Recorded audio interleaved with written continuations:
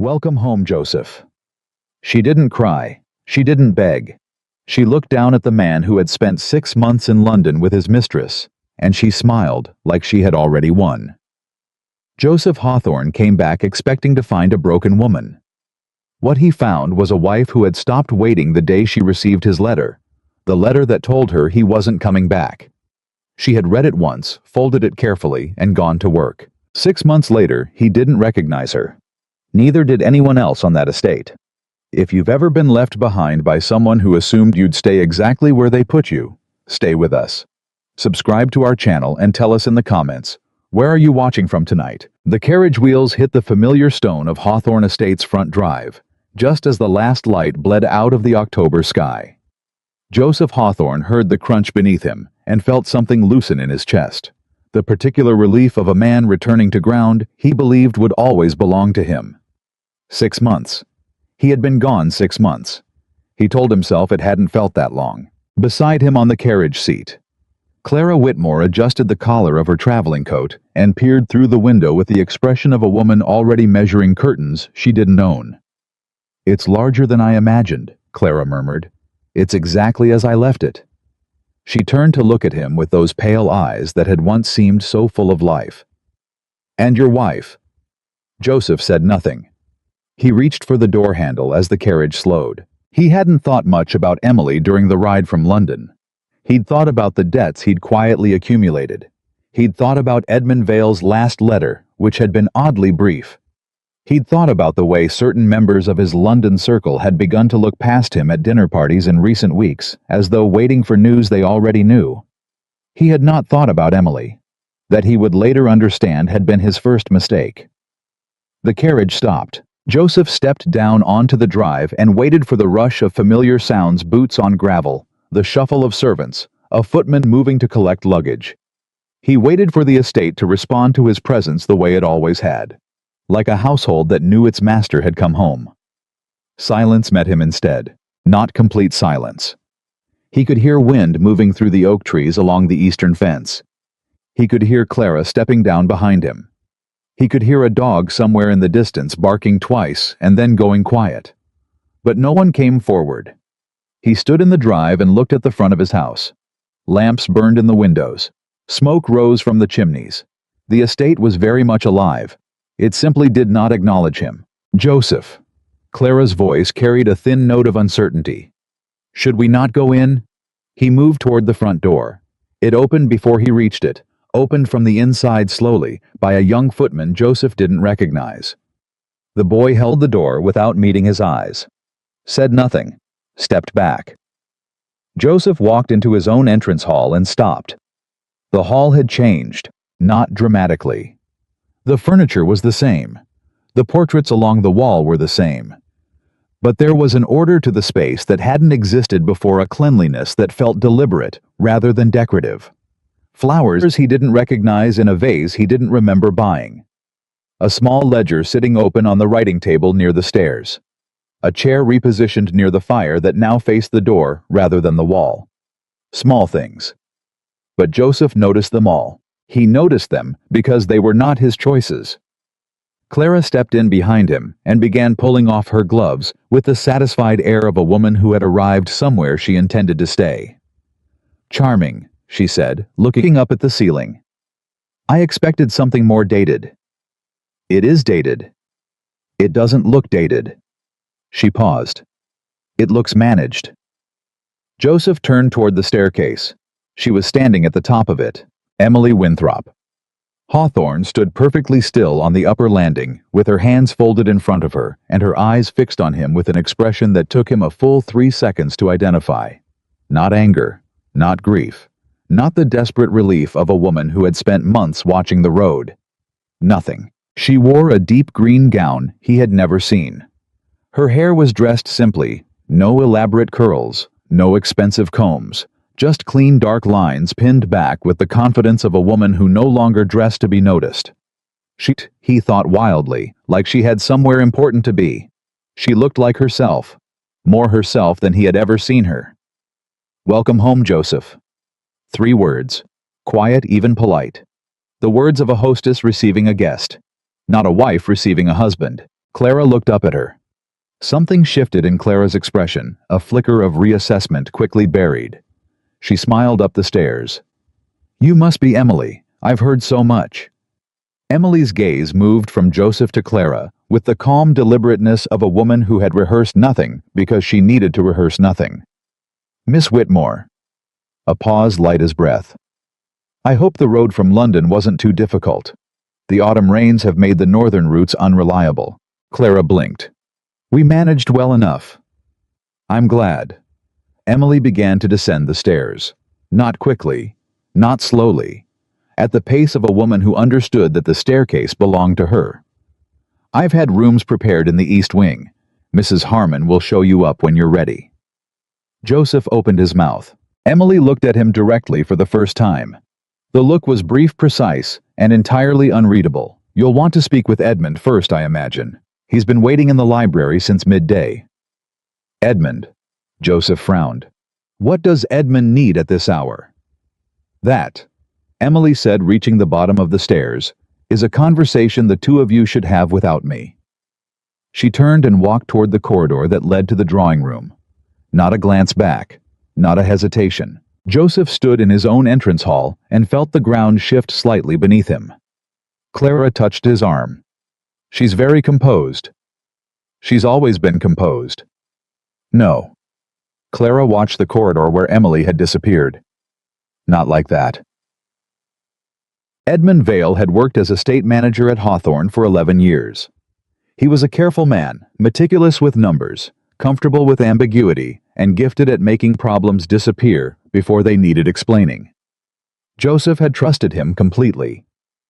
Edmund was sitting behind the library desk when Joseph entered, and he stood too quickly, knocking a ledger with his elbow. "Mr. Hawthorne, you've arrived." "Evidently." Joseph moved to the chair across from him and sat. "What couldn't wait until morning?" Edmund's jaw worked for a moment. "Several things, sir. The autumn rent collections where there were shortfalls." "There are always shortfalls in autumn." "Not of this nature." Edmund reached for the ledger he'd disturbed and set it on the desk between them, but didn't open it. "Mrs. Hawthorne has been active, in the accounts." Joseph went still. "What do you mean active?" "She requested access to the household ledgers in August. I provided them. She is the lady of the house. I didn't feel I could—" "You gave her access to the estate accounts." "She asked very specifically, Mr. Hawthorne. She asked about the tenant accounts, the farm wages, the supplier invoices going back to January." Edmund's hands were flat on the desk now. "I want you to understand that some of the irregularities she found things, sir. Things I had been managing quietly for years. Things I believed you didn't need to concern yourself with." Joseph leaned forward. "What things?" "Discrepancies in the farm wage records." Edmund's voice dropped. "I had been adjusting the outgoing figures, small amounts, consistent over time. The cumulative total is—" He reached into the desk drawer and produced a folded paper, set it down, pushed it across. Joseph unfolded it. The number at the bottom made the room go quiet around him. 8 years, Edmund said softly. Joseph looked up. "I began in 1809, sir. The year you and Mrs. Hawthorne were married." The silence between them had weight to it. "Emily found this," Joseph said. "Mrs. Hawthorne found this." Edmund nodded. "In September, she cross-referenced the ledgers with the original wage contracts the workers had signed. She went to the farm's Mr. Hawthorne. She spoke to the tenants personally. She sat in their kitchens." He paused. "She calculated every unpaid wage to the penny." Joseph set the paper down. He was aware of a sensation he hadn't felt in years, the particular cold of having miscalculated something enormously important. "Where are the corrected accounts?" "Mrs. Hawthorne has them." "Of course she did." Joseph rose from the chair. "We'll speak further tomorrow. Mr. Hawthorne." Edmund stood as well. There was something strange in the man's face, something that looked almost like relief. "She didn't expose me publicly. She came to me first. Told me what she'd found, told me she was giving me the chance to confess it to you directly." He paused. "She said the people who'd lost wages deserved honesty more than they deserved theater." Joseph walked out of the library without answering. He found Emily in the small sitting room at the back of the house, the one she had always preferred because its window faced the kitchen garden. She was writing a letter. She did not look up when he entered. "Why didn't you write to me about Edmund?" "I didn't know his address." She turned the page. "You didn't leave one." The silence stung. He crossed the room and stood near the fireplace. Watched her write. She had the focused stillness of a woman who had learned sometime in the last 6 months that other people's urgency was not her emergency. "Emily." "Look at me."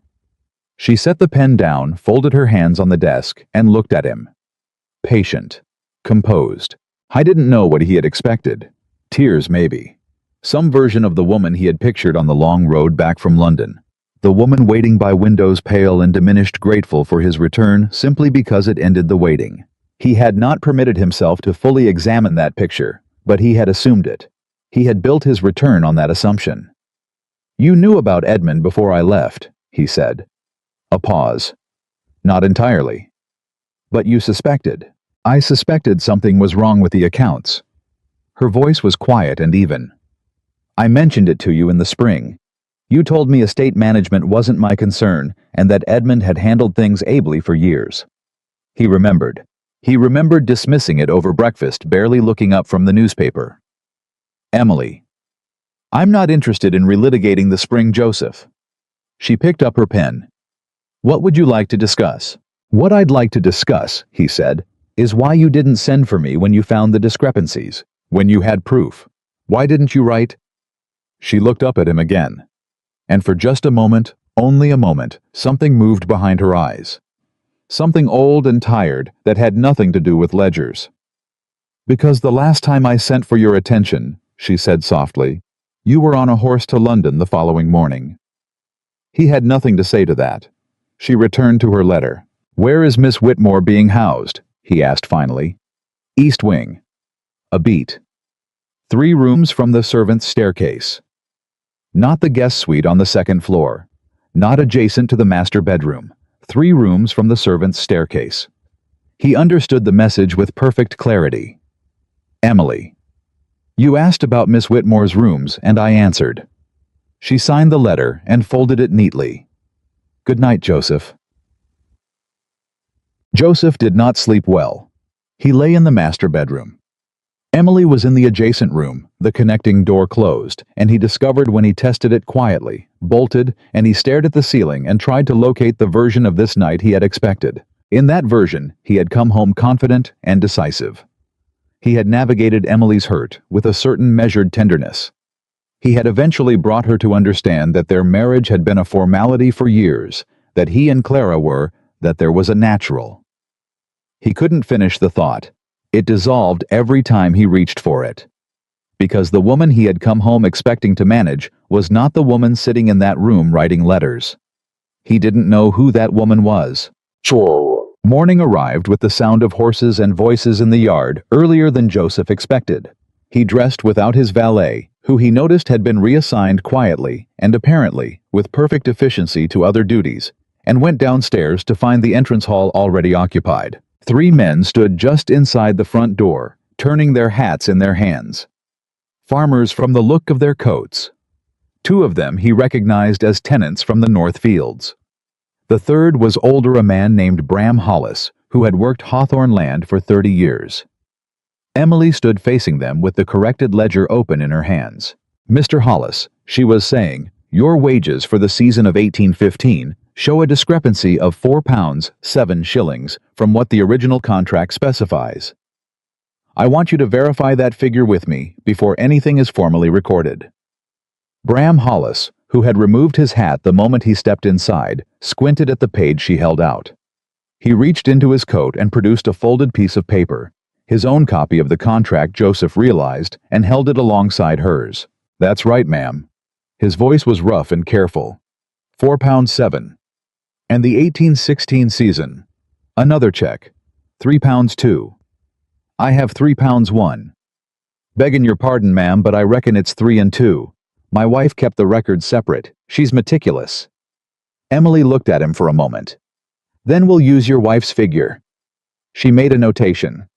I appreciate her meticulousness." Hollis looked at her with an expression Joseph had never seen a tenant direct at anyone in his family. Not deference. Not gratitude exactly. Something quieter than both. Trust. Plain, simple trust. "Mrs. Hawthorne." Hollis nodded once. "Thank you." Joseph stepped into the hall. All four of them looked up. The two younger farmers glanced at each other.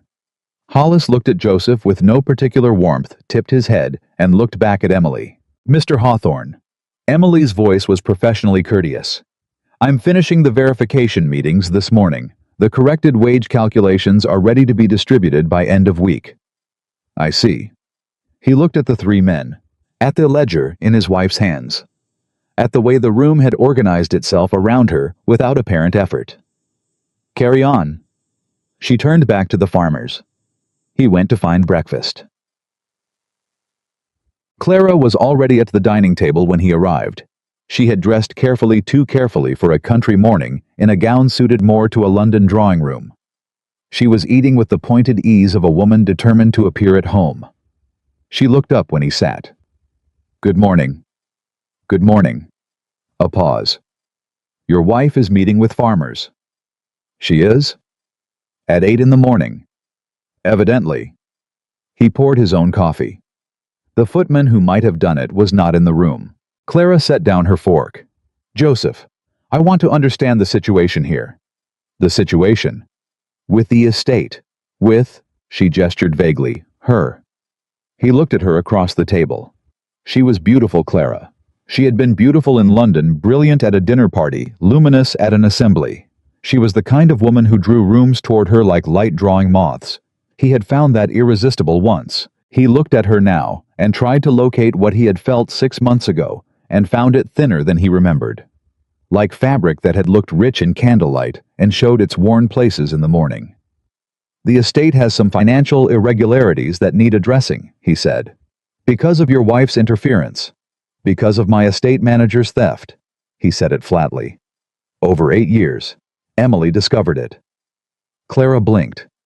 "Emily." "My wife, yes." A silence. "Well." Clara straightened in her chair. "She's been busy." "She has." "And you're impressed by that." He looked at his coffee cup. He thought about Bram Hollis's face, about the ledger held open with both hands, about the way the entire household had turned smoothly and without announcement toward a woman who had spent 8 years being told she wasn't needed. "I don't know what I am," he said honestly. Clara looked at him for a long moment. Something moved in her expression, a recalibration quiet and quick. She picked up her fork again and said nothing. He found Margaret in the hallway outside the library. Margaret Ellison was Emily's closest friend, a widow of independent means who drove her own carriage and had opinions about everything. She had never liked Joseph. She expressed this by being excessively civil to him at all times. "Mr. Hawthorne." She smiled the smile of a woman who had been waiting for this moment with enormous patience. "Welcome home." "Margaret." "I hope the journey from London was comfortable." "Well enough." He paused. "You've been visiting often." "Every week since August." She adjusted her gloves with perfect composure. "Emily required company." "She has servants." "She required company." Margaret's voice was measured and precise. "She learned in your absence that she was quite capable of managing without you. I was here to ensure she didn't simply do it quietly and let you take credit for it upon your return." Joseph stared at her. Margaret smiled again, more genuinely this time. "She won't take revenge, Joseph. That's not who she is. But she will not pretend. I want you to understand that before you mistake her politeness for permission." She walked past him down the hall, her skirts perfectly arranged, her back entirely straight. He stood alone in the corridor for a moment. Then he went to find his wife. She was in the kitchen garden, not working in it, standing at its edge with her arms folded across her chest, looking at something he couldn't see. When he stepped out through the kitchen door, she heard him and turned. "Joseph, I need to understand something." He came to stand beside her, not in front of her, beside. Something in him knew the distinction mattered.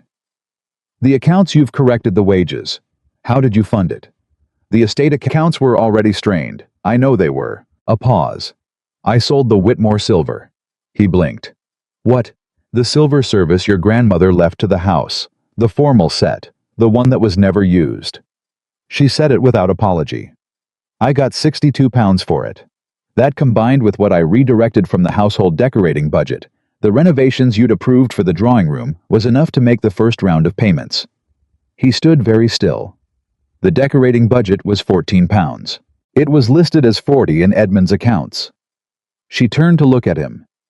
I redirected the difference. £62 from silver, 26 recovered from a false budget line. £88 essentially from nothing to begin repairing what his negligence had allowed. Emily. His voice came out differently than he intended. Why didn't you wait? I could have.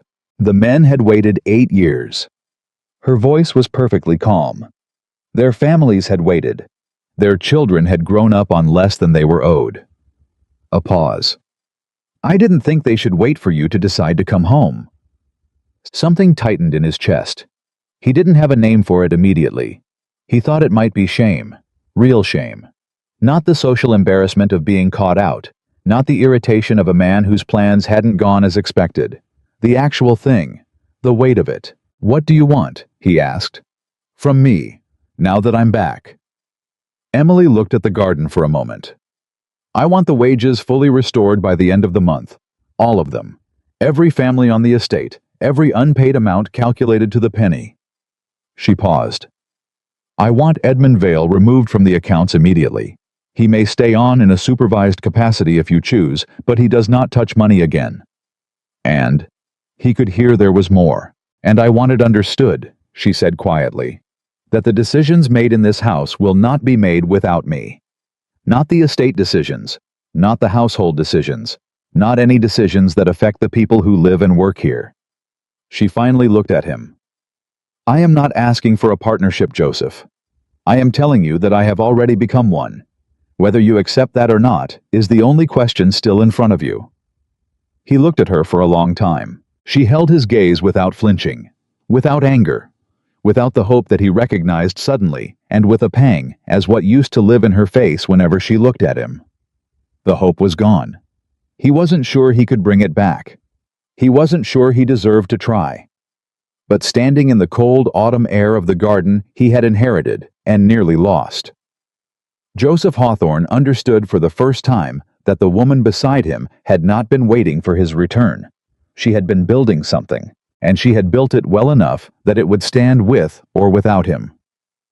And Miss Whitmore? He asked, although he already felt the answer settling into him like cold water.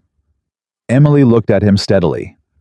That, she said, is a question only you can answer. She walked back toward the house. He stood in the garden alone, and for the first time in 6 months, he listened. The estate was very quiet, but it was not empty. Somewhere in the house, a woman he had dismissed for 8 years was running it with more competence and more dignity than he had ever managed. And the question she had left him with was not really about Clara Whitmore at all. It was about whether Joseph Hawthorne was willing to become the kind of man who deserved the home he had come back to. He didn't know yet. But the cold was sharp in the garden, and the house was warm, and the answer was waiting for him inside it. The morning after Joseph's return, Hawthorne Estate woke up the same way it had woken up for the past 6 months, without waiting for him. That was the thing he couldn't quite absorb. He had expected the house to exhale when he walked through the door. To reset itself around his presence the way it always had, servants orienting toward him, schedules bending to his habits, meals appearing at the hours he preferred. He was the master. That was how it worked. Instead, breakfast was served at 7, not 8:30. The kitchen staff operated on a schedule he didn't recognize. The morning reports, tenant updates, supply inventories. Correspondence from local merchants were stacked neatly on the writing desk in the small office off the library, where Emily apparently began her working day before he had even come downstairs. He stood in the doorway of that office at 7:30 and watched her read through a letter from a grain supplier with the focused attention of a woman who had been doing this for months. She had been doing this for months. The Caldwell order, she said without looking up. They've raised their winter price. I've already written back to Hargreaves Mill. They'll match the original rate if we commit by the 15th. Joseph leaned against the doorframe. You've been handling the supply contracts. Someone had to. She set the letter down and picked up the next one. Edmund was negotiating directly with Caldwell as a personal favor. They had an arrangement. I found the side correspondence in August. How much did it cost us? Over 4 years, approximately £19 above market rate. A pause. That's a conservative estimate. I was quiet for a moment. Is there anything in this estate you haven't found your way into? Emily looked up at him then. Not with triumph. With something quieter and more unsettling. The even gaze of a woman who understood exactly what she was saying. The wine cellar, she said. I left that alone. I didn't think it was worth the argument. For one startled moment, Joseph almost laughed. Almost. He came into the room instead and sat down in the chair across from her desk. The chair that had been placed, he now noticed at a slight angle from the desk, rather than directly in front of it. Not the supplicant's position. The colleague's. She had rearranged that chair deliberately. I spoke with Edmund again this morning, Joseph said. Early, before you came down. I know, Mrs. Harmon mentioned it. Of course she did. He was beginning to understand that information moved through this house the way water moved through limestone, quietly, constantly finding every crack. He's agreed to a full accounting review, Joseph said. I've written to a solicitor in Coventry, a man I trust to come and audit the books. Emily nodded. Good. I want you present for the audit. She looked at him for a moment. I will be present for the audit. Not thank you. Not I appreciate that. Simply a statement of fact. She was going to be there because it was her right to be there, and they both knew it. He rose from the chair. There's something else. There usually is. Clara. He said it directly because he had decided somewhere in the cold of the garden the night before that indirection had cost him enough. She'll be returning to London by the end of the week. Emily set her pen down very carefully. She looked at him with an expression he couldn't read. Not relief, not satisfaction, not the tearful gratitude he might have expected from another woman in another story. She looked at him the way she might look at a ledger that had finally balanced. Noting it. Moving on. That's your decision to make, she said. I know it is. I'm telling you because you deserve to know.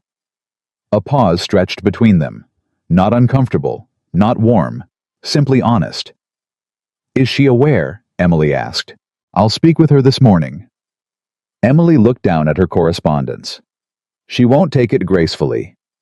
No. He moved toward the door. She never does anything ungracefully. That's rather the problem. He was almost through this door when she spoke again. Joseph. He turned. She wasn't looking at him. Her eyes were on the letter in her hands. Don't mistake this for forgiveness. I want to be clear about that. I know. I'm not sure you do. Now she looked up. You came home expecting to find a woman you could manage. You found a woman who had stopped needing to be managed. Those are very different situations, and I want you to understand which one you're actually in. He held her gaze. I'm beginning to. She turned back to her work. He went to find Clara. Clara was in the East Wing sitting room with a cup of tea. She wasn't drinking, and a view of the park she wasn't seeing. She had heard the early morning sounds of the house without understanding them. The purposeful footsteps, the quiet orders given and quietly received the sense of a machine that had already run its first cycle before the sun had fully risen. She had understood in the dark of 3 in the morning that she had miscalculated. When Joseph came in and sat across from her and said what he said quietly, without ceremony, without cruelty, she listened to the whole of it without interrupting. She was not, as Emily had predicted, ungraceful. She was something worse than ungraceful. She was precise. You came back for her, Clara said. I came back for the estate. Don't lie to me. I've known you long enough. She set her teacup down. You came back and found something you didn't expect, and now you're standing here telling me the arrangement is over because you need to tell yourself it's not about her. Joseph said nothing. It is about her. Clara stood. She moved to the window, not to look at the view, but simply to have something to do with her body while she thought. I want you to know that I'm not surprised. I suspected when we arrived, when she looked at you from that staircase. A pause. She wasn't afraid of you. She was never afraid of me. No, but she used to need you. Clara turned from the window. She doesn't anymore. And you find that extraordinary, don't you? He looked at her for a long time. Yes, he said. Clara laughed. It was a short, unhappy sound. Honest, at last. She reached for her tea. I'll want the carriage by Thursday. I have nothing to pack that takes longer than a day. Clara. Don't. Her voice was cool, but not unkind. There's no version of what you could say now that doesn't make it worse. Go deal with your wife, Joseph. She's running your estate. The least you can do is not keep her waiting. He left. Clara stood at the window for a long time after the door closed. Then she sat back down, picked up her teacup, and began to drink it. It had gone cold. What nobody told the story of later was what happened in the kitchen. Not the grand confrontations, not the formal meetings in libraries, or the careful exchanges across writing desks. The kitchen where the real accounting of Hawthorne Estate had been happening since the first week of May. It was Margaret who had started it. She had arrived in late April, 3 weeks after Joseph's departure, with a bottle of wine and the look of a woman who intended to stay for dinner and possibly forever. She found Emily in the kitchen, because that was where Emily had gone when the silence of the upper rooms became too large to sit inside. You look terrible, Margaret had said, setting the wine on the kitchen table. Thank you, Margaret. You also look like you haven't slept. I haven't. Good. Margaret sat down across from her.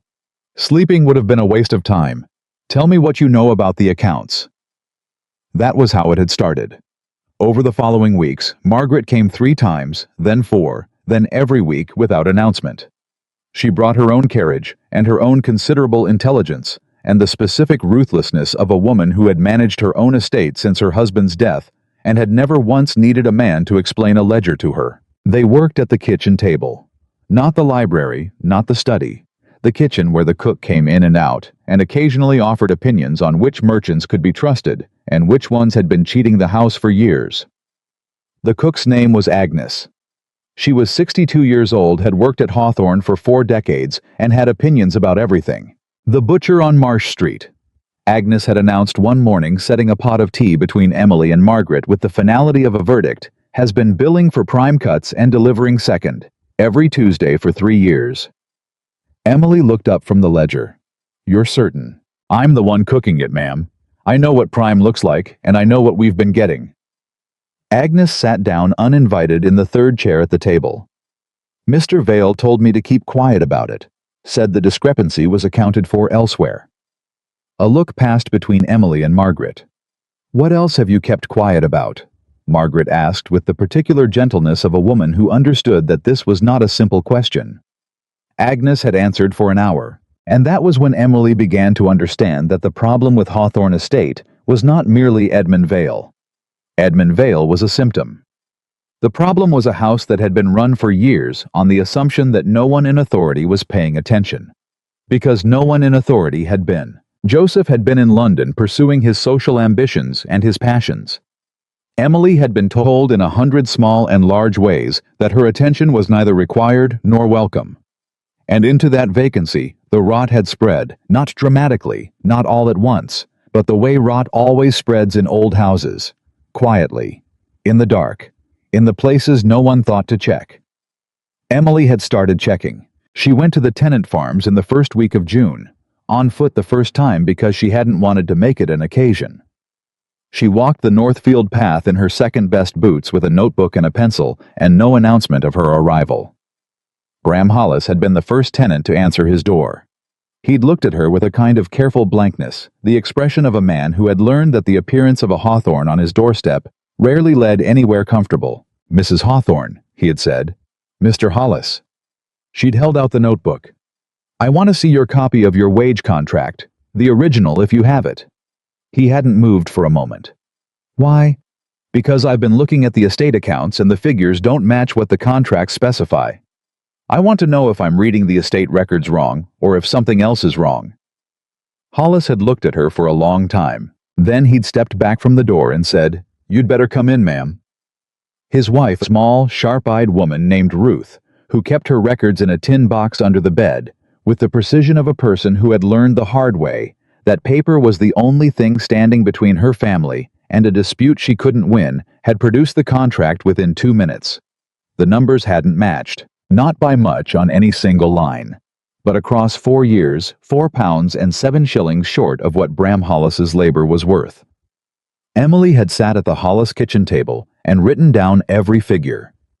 Ruth had watched her with an expression that moved slowly from suspicion to something more complicated.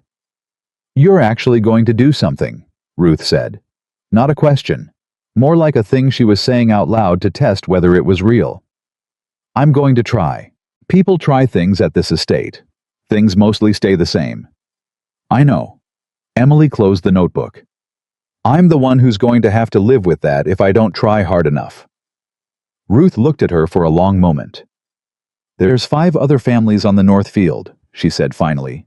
"I can have them at the church hall by Thursday if you want to talk to them all at once." Emily had not expected that.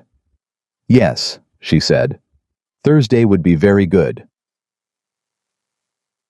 Thursday had turned into a 2-hour meeting in the cold church hall with 8 families, a notebook full of figures, and Agnes sitting in the back row because she had decided she was coming and no one had thought to argue with her. Emily had not made promises she couldn't keep. She had told them what she knew, what she didn't know, and what she intended to find out. She had told them it would take time, and that she couldn't guarantee outcomes, only effort. An older woman in the 3rd row, a tenant named Dorothy Marsh, who had been on the estate longer than most, had leaned forward and asked a question that made the room go still. "Does Mr. Hawthorne know you're here, ma'am?" "No," Emily said clearly. Silence. "And if he comes back?" Dorothy asked. "When he comes back," Emily corrected, "I'll have done enough that it won't matter whether he approves or not." The hall was very quiet. Then Dorothy Marsh nodded once with the slow decisiveness of a woman who had been waiting a long time to see something worth nodding at. That nod was worth more to Emily than anything Joseph had said to her in the last 3 years of their marriage. By the time Joseph came home in October, Emily had completed the full wage audit, drafted the correction schedule, replaced 2 estate suppliers who had been operating on unfavorable terms, arranged by Edmund, negotiated a better grain contract directly with a mill 20 miles east, arranged for the church hall to be used as a community meeting space for the estate workers on the first Sunday of each month, and paid the first round of wage corrections out of her own recovered funds. She had also, though this was not written in any ledger, managed to become something she had spent 8 years not being allowed to be. She had become someone people came to with problems. It started small. A tenant's child was sick, and the family couldn't afford the physician from town. Emily arranged for Dr. Weaver to extend a credit account against the estate repayable over a year. A dispute between 2 farm workers over a shared fence line was brought to her rather than to Edmund, and she'd resolved it in an afternoon by walking the boundary herself and ruling with a clarity that left both men satisfied, if not entirely delighted. A widow on the southern property had been paying a rate negotiated by her late husband that was now technically expired and subject to renegotiation. Emily extended it for another 2 years without raising the terms. None of it was dramatic. None of it made speeches. It simply was. Day after day, problem after problem, question after question. Emily Winthrop Hawthorne showed up and did the work, and the estate slowly, almost imperceptibly, began to work better. Margaret noticed it in September. "You're happy," she said, arriving on a Thursday with her usual bottle of wine, and the look of a woman making an observation she wasn't entirely sure how to feel about. Emily looked up from the correspondence. "I'm busy." "That's the same thing for you, apparently." "Is it?" "Yes." Margaret sat down. "You're happy in a way I haven't seen since before you married him, and I want to say—" She stopped, started again. "I want to say that I think that's important, regardless of what happens when he comes back, regardless of what you decide about the marriage. What you've built here matters, Emily. It matters whether or not he ever acknowledges it." Emily was quiet for a moment. "He'll come back and try to take credit for it," she said. Not bitterly, just factually. "He'll try." Margaret poured the wine. "Let him try." He tried, not deliberately, not consciously. But on his second full day back at Hawthorne, Joseph held a meeting with two of the senior tenant farmers, Hollis and a man named Peter Adams, from the eastern fields, and opened the conversation by saying that he had come back to address the estate's financial management personally, and that he intended to conduct a full review of the wage records. Hollis had looked at him for exactly 3 seconds. "Your wife's already done it, sir." Joseph paused. "I'm aware. I meant, she's corrected the calculations. She's scheduled the payments. She's spoken to every family on the property." Hollis was not aggressive about it. He was simply stating facts the way a man states facts when he wants to be sure they're heard. "We're not waiting on a review. We're waiting on the money." Joseph sat with that for a moment. "The money will be there by the end of the month." Mrs. Hawthorne said the 15th. Another pause. Then the 15th. Adams, who had said nothing, spoke up then. He was a younger man, mid-30s, with careful eyes, and a way of sitting that suggested he chose his words the same way he chose his actions deliberately. "Mr. Hawthorne." His voice was respectful and completely without warmth. "I want to say something with your permission." "Go ahead." "When you left in the spring, some of the men thought, well, we thought things would get worse before they got better. An estate without its master present often suffers." He paused. "Things got better." Joseph looked at him. "We don't say that to embarrass you, sir." Adams continued. "We say it because we want you to understand what you'd find if you actually looked. Your wife fixed things that had been broken for years. The people on this estate, your people, they know it. And we reckon you ought to know it too." The room was very quiet. Joseph looked at his hands on the table. "I know it." "Do you?" Hollis again. Still not aggressive. Almost gentle in the way old men sometimes are when they're being entirely honest. "Knowing a thing and feeling the weight of it are different animals, Mr. Hawthorne. I'd say you're still working toward the feeling."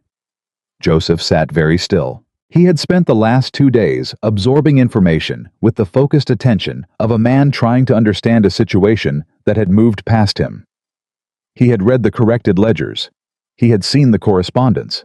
He had walked through the tenant records that Emily had organized in the estate office with a precision that made Edmund Vale's previous system look like a child's scrawl. He had known intellectually what she had done, now sitting across from two men who looked at him with the polite, firm patience of people who had already formed their opinion and were simply waiting to see whether he'd earn a different one. He began to feel it, and what he felt was not pride, though pride was in it somewhere. Mostly what he felt was the particular humiliation of a man who realizes he was the last person in a room to understand something that everyone else had already accepted as obvious. Clara left on Thursday. The carriage was loaded quietly early in the morning. Emily was in the estate office. Joseph stood at the front of the house. Clara came down the stairs in her traveling coat and paused at the bottom, looking at him with that characteristic composure that had once seemed so attractive and now seemed simply appropriate. The correct response to an incorrect situation. "She won't forgive you easily," Clara said. "No, but she might forgive you eventually." A pause. "If you actually become worth forgiving." "That's not a certainty." "No." Something almost warm moved in her expression for a moment. "But it's a possibility, which is more than you deserve." She picked up her gloves from the hall table. "I'll want the reference letter for the Hargraves party in December. We needn't make an enemy of each other." "Of course." "Good." She pulled on her gloves. "Goodbye, Joseph." She walked out of the house without looking back. He watched the carriage until it turned out of the drive. Then he went inside. He found Emily in the estate office exactly where she had been. She looked up when he came in, and the question in her face was quiet but clear. "She's gone." Emily nodded once. Then she looked back at the letter in her hands. He sat down in the angled chair across from her desk. She let him sit. She kept reading. A full minute passed in which the only sound was paper and the distant movement of the house around them. "I need to tell you something," he said. She waited. "Before I left for London, in the spring when you mentioned the accounts." He stopped. Tried again. "I didn't dismiss it because I thought you were wrong. I dismissed it because I didn't want to be here. I was already half gone in my head, and anything that required me to stay and attend to anything that was actually mine to attend to, I found a reason to brush aside. He looked at his hands. I brushed aside a great deal. Emily set the letter down slowly. That's not an apology, she said. No, it's a confession. I'm not sure I've earned the right to make it an apology yet. She looked at him for a long moment. Something moved in her face that he hadn't seen before. Not tenderness exactly, not forgiveness, but the careful recognition of a person who has heard something real. Something that wasn't performance or strategy. Margaret told me, Emily said quietly, that you'd either come back a smaller version of yourself or a larger one. That there was no middle ground with a man like you. She paused. She thought you'd come back smaller. Joseph was quiet. And you? Emily picked up her pen. Her eyes dropped back to the page. I'm still deciding. It was not warm. It was not the beginning of reconciliation in any clean or comfortable sense. But it was honest, and it was real, and it was more than he had expected from the woman he had left standing in this house in the spring, thinking she would simply remain wherever he put her patient, and waiting, and unchanged. She had not remained. She had become something he was only beginning to know how to see. And the estate around him, his estate, his land, his inheritance, was running smoothly and justly, and with the kind of human dignity it had never possessed before, because the woman sitting across that desk had decided in his absence that it would. He didn't know yet what that made him. But he was beginning to understand that what it made her was something the history of Hawthorne Estate would remember long after it had forgotten the names of the men who owned it. He picked up the supply correspondence from the edge of her desk. May I? She glanced at the papers in his hand. The Hargreave contract is on the 3rd page. The terms are already agreed. I just need a second signature. He turned to the 3rd page. He signed it without changing a word. He signed the contract without changing a word. That small act, the pen moving across the page, the signature settling beneath hers, meant something neither of them named out loud. It was not reconciliation. It was not trust restored. It was something more preliminary than both. It was a man accepting for the first time that another person's work did not require his correction before it could be considered done. Emily noticed. She said nothing. She folded the contract, set it with the outgoing correspondence, and moved to the next item on her desk. Joseph sat in the angled chair for another hour, reading through the supply records. She let him stay. She didn't explain things he hadn't asked about, and she didn't soften the numbers for his comfort. When he had questions, she answered them directly. When he had no questions, she didn't fill the silence. By the time he left the office, it was past noon, and the house smelled of the midday meal being prepared in the kitchen below. He walked down the corridor with the slow, deliberate pace of a man recalculating his position. He had been back 3 days. And in 3 days, he had discovered that his estate manager had stolen from him for 8 years, that his wife had uncovered it without his help, that the woman he had brought home had miscalculated the situation entirely and left, and that every person on his property from Bram Hollis in the North Fields to Agnes in the kitchen had formed a loyalty to Emily that had nothing to do with him. He had thought when he climbed into that carriage in London that he was returning to a house that needed him. He was beginning to understand that the house had already decided it did not. What he hadn't understood yet, what was still assembling itself from pieces he didn't know were connected, was the rest of it. The part that Edmund Vale hadn't told him. The part that Clara had known and chosen not to share. That part arrived on Friday morning in the form of a letter.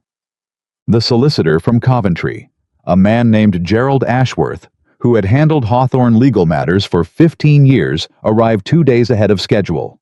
He came not in response to Joseph's audit request, but in response to a separate letter, one he had received 3 weeks earlier before Joseph had even returned from London. He came because Emily had written to him in September. Joseph found out when he came downstairs Friday morning to find Ashworth already in the library seated across the desk from Emily, with a leather satchel open between them. 3 separate ledgers laid out in a row, and an expression on the solicitor's face that suggested he had not slept well. Joseph stopped in the doorway. Ashworth looked up. "Mr. Hawthorne, I expected you to still be in London." "I've been back 4 days." Joseph's eyes moved from the solicitor to his wife. Emily, I wrote to Mr. Ashworth in September. She kept her voice even. I needed a legal opinion on what I'd found. I wasn't sure at the time whether what Edmund was doing constituted fraud in the formal sense or simply mismanagement. And Joseph came into the room. He pulled the third chair to the desk and sat without waiting to be invited. Ashworth cleared his throat. He was a careful man, the kind of careful that came from decades of handling other people's disasters with professional composure. But his hands, Joseph noticed, were very still on the desk. The stillness of a man controlling something. It's fraud, Ashworth said, unambiguously. The wage manipulation alone constitutes criminal misappropriation. But that... He paused, and the pause had weight to it. That is not the most significant finding. Joseph looked at him steadily. Then tell me the most significant finding. Ashworth reached into the leather satchel and produced a document. Not a ledger, a letter. A single page folded twice with a broken seal at the bottom. He set it on the desk and slid it toward Joseph without touching it further, the way a man sets down something he'd prefer not to handle. Joseph picked it up. He read it once. Then he read it again. The room was very quiet. This is Edmund's handwriting, Joseph said. Yes. This is addressed to William Whitmore. Yes. He set it down.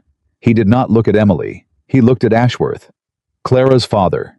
Yes, Mr. Hawthorne. The letter was dated January of 1815, 2.5 years ago. In it, Edmund Vale described with a specificity that could only come from intimate knowledge the state of Hawthorne Estate's finances, the debt levels, the tenant contracts, the grain supply arrangements, the terms of the mortgage on the northern parcels. Information that had no business being in a private letter from an estate manager to a neighboring landowner. Information that would be extraordinarily useful to a man who was considering how best to position his daughter. Joseph put the letter on the desk. He pressed his palm flat against it. He breathed. How did you find this? His voice was quiet, controlled. The specific control of a man keeping something very large, very still. Emily answered without hesitation. Agnes. He turned to look at her. Agnes kept everything, Emily continued. 40 years in this house and she never threw away a piece of paper that passed through her hands. She kept a box of correspondence she'd intercepted over the years. Things that were left in rooms, things she'd been handed and told to burn, things she'd found in coat pockets when she was collecting for the laundry. A pause. She brought me the box in October, after she decided I could be trusted with it. After Agnes decided. Joseph repeated it slowly. Yes. He stood up. He walked to the window, not to look out, just to move, because sitting still with what he'd just read felt physically impossible. He stood with his back to the room. Clara's father had known. He had known about the estate's finances from Edmund's private correspondence. He had known the specific vulnerabilities, the debt, the terms, the leverage points. And he had used that knowledge to position his daughter, to manufacture circumstances, to engineer proximity between his daughter and a wealthy landowner who was bored and flattered and had a wife he'd already begun to dismiss. Joseph had thought he fell in love with Clara. I was beginning to understand that he'd been guided there, carefully, with patience, by people who had read the map of his weaknesses before he'd even recognized he had them. There's more. Ashworth's voice was steady. Joseph turned from the window. Ashworth produced a second document. A promissory note, dated March of 1816, between Edmund Vale and a Mr. Thomas Whitmore, Clara's brother. He set it on the desk. Edmund borrowed £300 from the Whitmore family.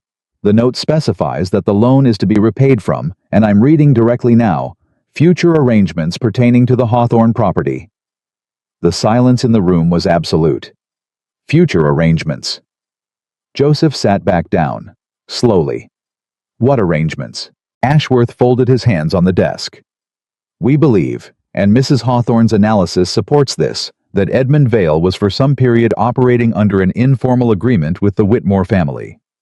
In exchange for his assistance in facilitating your relationship with Miss Clara Whitmore, he would receive financial relief from the Whitmore family and possibly a continued position at the estate if the property changed hands or management. if the property changed hands. Joseph heard those 4 words and felt something cold move through him from his chest to his hands. They were going to take the estate, he said. We believe they intended to position Miss Whitmore as the future legal mistress of Hawthorne, whether through remarriage, through inheritance arrangements, or through financial leverage once the estate's debts reached a critical point. Ashworth's voice never changed pitch. The debt situation, as you know, was becoming serious. If you had remained in London much longer with the current expenditure patterns, how long? Ashworth looked at the paper in front of him. 18 months. Perhaps 2 years at the outside. Joseph was silent for a long time. He thought about Clara in the carriage on the road back from London. Her confidence. Her proprietary way of looking at the house when they arrived. He had attributed it to her natural manner. Her ease with elegance. Her comfort in fine surroundings. He had been an idiot. She knew, he said. Not a question. Whether Miss Whitmore was fully informed of her father's and brother's arrangements with Edmund, we cannot say with certainty. Ashworth was careful, precise, lawyerly. What we can say is that her family's financial interest in Hawthorne Estate preceded your relationship with her by at least 2 years. She was not simply a woman you met at a party, Mr. Hawthorne. No. His voice was very flat. She wasn't. He looked at Emily. She had not moved. She had not shifted in her chair or changed her expression while Ashworth laid out the whole of it. She sat with her hands folded on the desk and her eyes on her husband, with the composed attention of a woman who had already lived with this information for weeks. She had known since October. She had carried this for 6 weeks, this particular devastation, this proof that the man who abandoned her had been manipulated into doing it, and she had not written to him. She had not sent for him. She had not used it as a weapon or a bargaining chip. She had simply organized it, documented it, had it legally verified, and waited for him to come home. Why didn't you tell me? His voice cracked slightly on the last word. He didn't try to correct it. Emily looked at him for a long moment. Because I needed it to be real first. Her voice was quiet and entirely honest. I needed it documented and verified and witnessed by a solicitor before it existed in any form that could be disputed. If I'd written to you in London with accusations against Clara's family and Edmund, you wouldn't have believed me. She paused. You would have thought I was a jealous wife inventing things. He couldn't argue with that. He had thought exactly that kind of thing about her before. He knew he had. And now, he asked. Now it's real, she said simply. Now it's in front of a solicitor and written into legal correspondence and provable in a court of law if it comes to that. She looked at Ashworth. It won't come to that, will it? It need not, Ashworth said carefully. Edmund's situation is clear. Criminal prosecution is possible. Civil recovery of the stolen wages is straightforward. The Whitmore matter is more complex. The promissory note is damning, but without direct evidence that Clara Whitmore herself participated in the scheme, rather than simply benefited from it, the legal options are limited. I'm not interested in Clara, Joseph said, and realized as he said it that it was completely true. He felt nothing about Clara at that moment, nothing angry, nothing sad, nothing wounded. The place where that feeling might have lived was occupied entirely by something colder and more focused. I'm interested in Edmund, and I'm interested in making certain the Whitmore family understands clearly that this estate is not available. That can be arranged, Ashworth said. How quickly? I can have the formal communication drafted by Monday. Do it. Joseph turned to Emily. Is there anything else in Agnes's box? Emily held his gaze. There was something moving behind her eyes, a reading, a measuring, the careful assessment of a woman deciding how much further to go. Yes, she said. He waited. She reached into the drawer of her desk and produced a smaller document, a single folded note more worn than the others, as though it had been read many times before being put away. She set it on the desk in front of him. He picked it up. It was a note in Edmund's handwriting, shorter than the others, undated. It said, "The wife suspects. Keep her occupied. The usual approach should suffice." 3 lines. Joseph read them twice. "The usual approach," he repeated. Emily looked at him steadily. "We believe Edmund was responsible for a series of incidents in 1815 and 1816 that kept me occupied. The household accounts were deliberately complicated in ways that required hours of my attention to resolve. Supplier disputes arrived in clusters that seemed designed to consume time. 2 of my correspondence letters to Margaret were intercepted and delayed. Margaret's replies arrived weeks late, which I attributed to the post. A pause. It wasn't the post. The coldness in Joseph's chest spread outward until his hands felt numb. "He was managing you," he said, "to keep you from managing the estate." "He was managing both of us," Emily said quietly. "You with flattery and access to a beautiful woman and freedom from responsibility. Me with manufactured busyness and isolation." She looked at the table. "He was very good at it." Joseph set the note down. He didn't push it back toward Ashworth. He left it where it was in the center of the desk between himself and his wife. "I owe you an apology," he said. "Yes." Emily's voice didn't soften. "You do. Not just for leaving." He looked at her directly. "For being the kind of man who could be managed like that. For being so absent. From my own life, my own estate, my own marriage. For being so thoroughly convinced that my comfort mattered more than everything that actually mattered. I made it easy for him. I handed it to him." He stopped, swallowed. "I handed it to him, and you paid for it." The room was very quiet. Ashworth made a quiet small movement with his pen that seemed to be an attempt to remind them he was present without intruding. Emily looked at her husband for a long time. "That's the most honest thing you've said to me in 8 years, she said at last. He didn't flinch. "I know. I'm not forgiving you today. I know that too. I want you to understand that what I did here, the accounts, the tenants, the contracts, the legal work, none of it was done to prove something to you. You weren't here. I didn't do it for your eventual approval." Her voice was firm and completely clear. "I did it because it was right, and because these were my people, and because someone had to. I understand that. Do you?" She leaned forward very slightly. "Because understanding that means accepting that I didn't need you to come back for any of it to get done. It means accepting that your presence here is not necessary. It's optional." A beat. "If you stay, it will be because you choose to build something worth staying for. Not because this estate requires your name on the deed.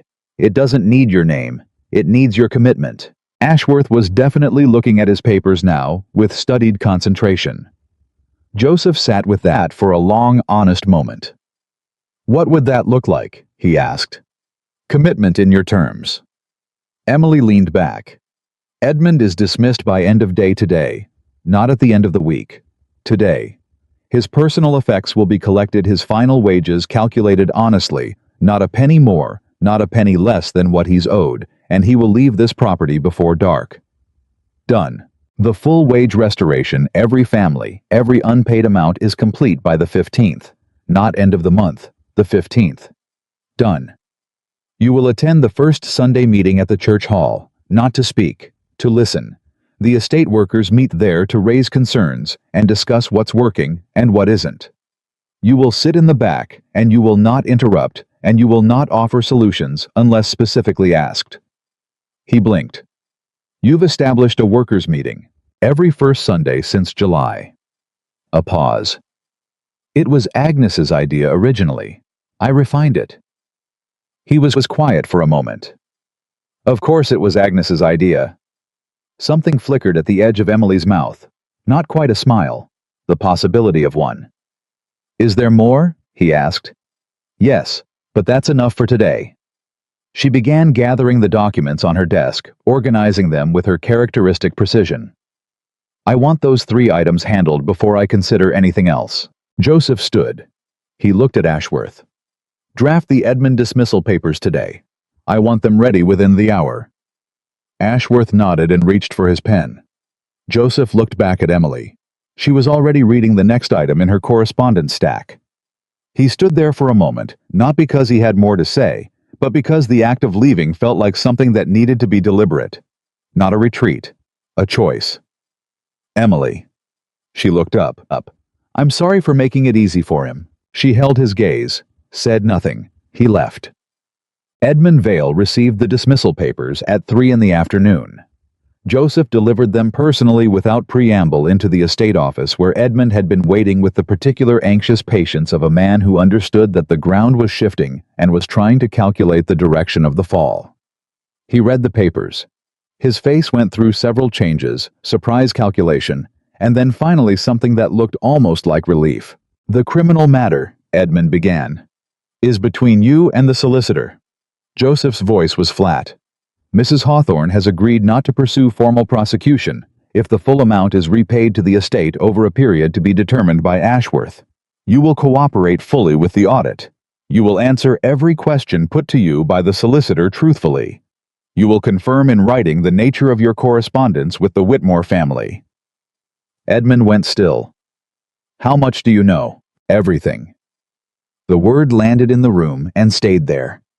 Edmund set the dismissal papers down on the desk.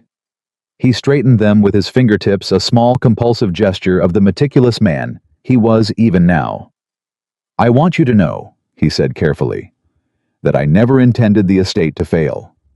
What I did with the wages, I told myself it was small, that it wouldn't matter in the larger picture. It mattered." Joseph kept his voice even with effort. "It mattered to Bram Hollis's family. It mattered to Dorothy Marsh. It mattered to 8 families who received less than they were owed for years while you decided it was small." Edmund was quiet. "And the Whitmore arrangement. They approached me." Edmund's voice dropped. "William Whitmore. He came to me in 1814 after he heard of your situation at a county dinner. He said he was looking to invest in estates with management difficulties. He had capital and was looking for opportunities. He said if I could facilitate." He stopped. "I needed the money, my own debts. I told myself it was harmless, that you'd simply meet someone, fall in love as men do, that nothing formal would ever come of it. But it did come of something. More than I expected." Edmund's voice was very low now. "When you actually left, when you actually went to London with her, I realized what I'd set in motion. I tried to slow it down. The letter to Mrs. Hawthorne, the one telling her you'd been delayed." Joseph went very still. "What letter?" Edmund looked up. "What letter?" Joseph repeated, and his voice had changed in a way that made Edmund press back slightly in his chair. "In April." Edmund's throat moved. "When you told me you were going to London and you'd return within the month, I wrote to Mrs. Hawthorne on your behalf. You'd asked me to handle the correspondence. The letter I sent was not what you'd instructed." The cold was back. "What did it say?" "It said you had decided to extend your time in London indefinitely, that arrangements were being made." Edmund's voice was barely above a murmur. "That she should not expect your return." Joseph stood absolutely motionless. He had left for London expecting to be back within the month. He had told Edmund to write to Emily with an expected return date. He had assumed Emily knew he'd intended to come back.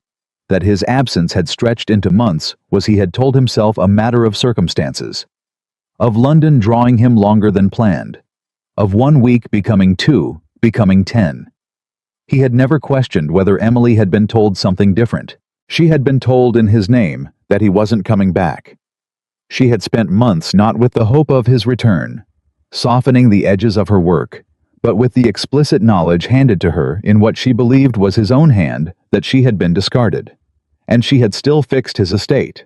She had still protected his tenants. She had still organized, audited, corrected, and rebuilt the thing he had walked away from. Not for him. She had made that clear. Not waiting for him, not in hopes of his eventual gratitude. Because it was right. Joseph put both hands flat on the desk and looked at Edmund Vale with an expression that made the older man lean back another inch. "Get out of my house," he said.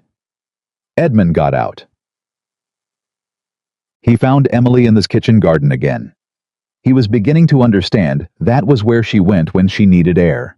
Not the formal gardens, not the walk along the eastern fence that had been his preferred route for years. The kitchen garden. Practical, purposeful, undecorated.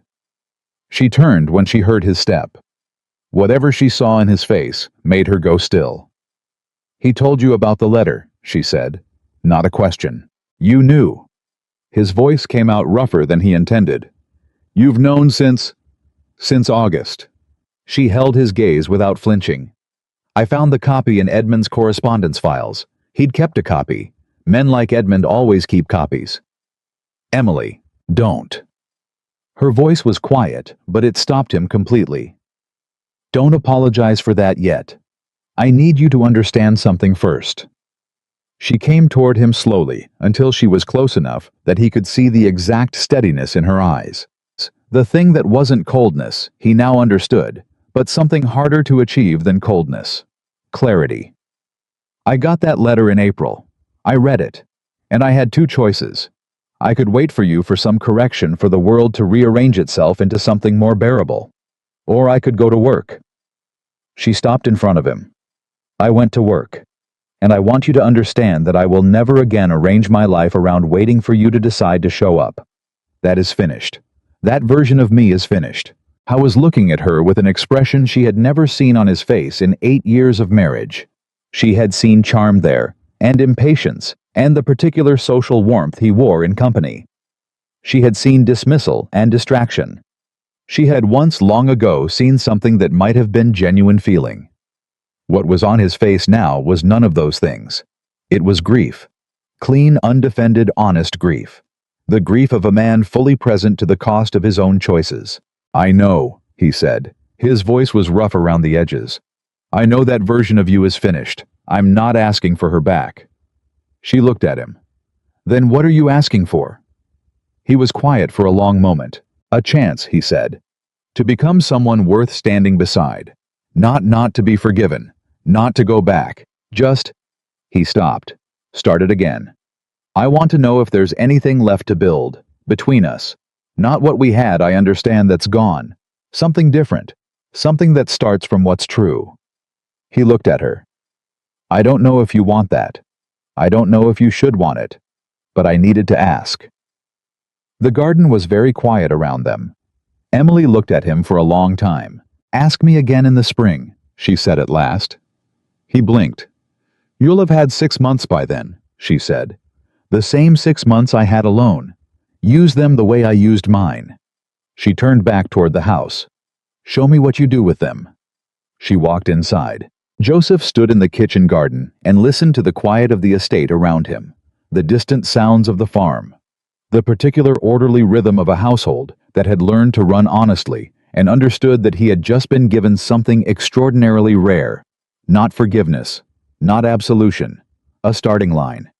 He had no idea yet whether he was capable of running the race, but the cold air was sharp, and the ground beneath his feet was solid, and somewhere in that house, a woman was already back at her desk, and the only thing left was to decide what kind of man was going to walk through that door in the morning. He walked through that door the next morning at 6:30, not because Emily was watching. She wasn't. She was already in the estate office with her correspondence and her corrected ledgers, and her systematic, unhurried competence. He walked through the door at 6:30 because he had lain awake until 4 in the morning, deciding what kind of man was going to do it, and he had finally arrived at an answer that didn't make him feel like a fraud. He went to the stables first, not to ride. He went to find Thomas Wick, the head groom, who had worked at Hawthorne for 12 years and whose wage records, when Emily had cross-referenced them, showed a systematic shortfall of nearly £7 across 3 years. Joseph had read that number in the corrected ledger 2 days ago. He had processed it as a figure. He had not yet processed it as a man. Thomas was in the far stall when Joseph came in. He heard the footstep, looked up, and did what servants did, arranged his face into careful neutrality, and waited. Thomas? Joseph stopped at the stall door. I owe you £7 and 4 shillings. Thomas Wick looked at him without expression. Mrs. Hawthorne has it in the schedule, sir. The 15th. I know she does. Joseph reached into his coat and produced an envelope. I'm not waiting for the 15th. Thomas didn't move for a moment. He looked at the envelope with the particular caution of a man who had learned that gifts from landlords often came with strings attached in places you couldn't see until they pulled tight. Take it, Thomas. Joseph set it on the stall door. It's what you were owed. Nothing more, nothing less. No conditions. Thomas took the envelope. He opened it, counted it with the unhurried precision of a man who had been cheated before and wasn't going to be embarrassed about making sure. Then he folded it and put it in his coat. Thank you, Mr. Hawthorne. It was not warm. It was not forgiving. It was the acknowledgement of a debt paid, and nothing beyond that. Joseph received it exactly as it was given. He spent the rest of that morning doing the same thing one person at a time before the scheduled payments went out on the 15th. The young footman who'd been underpaid for his first 2 years. The laundrywoman whose contract had been quietly amended downward without her signature. The groundskeeper whose quarterly bonus had been recorded as paid and never delivered. He didn't make speeches. He brought the envelope and said what he owed and left. By midday word had moved through the house. The way word always moved through houses faster than fire and quieter than water. Agnes knew before he reached the kitchen. She was standing at the stove with her back to him when he came in, and she said without turning around, "Sit down, Mr. Hawthorne. I'll make you something to eat." He sat at the kitchen table. She set a bowl of soup in front of him and sat down across from him with her own cup of tea and the expression of a woman who had been waiting a long time to have this particular conversation. "She's not going to make it easy," Agnes said. "I know. She shouldn't make it easy." Agnes wrapped both hands around her cup. "She made everything easy for years, and look what it got her." A pause. "You took her for a fixed thing, like the walls or the floors. Something that would always be exactly where you left it." He looked at the soup. "Yes, and now you found out she wasn't a fixed thing. She was a person." Agnes looked at him steadily. "The question is whether you actually understand that, or whether you're just saying the right words until she forgives you, and then you go back to the way things were." Joseph looked up. "I can't go back to the way things were." "Why not?"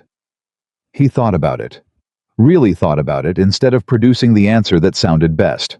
"Because the way things were," he said slowly, "required me to believe she was less than she is, and I know better now. I can't unknow it."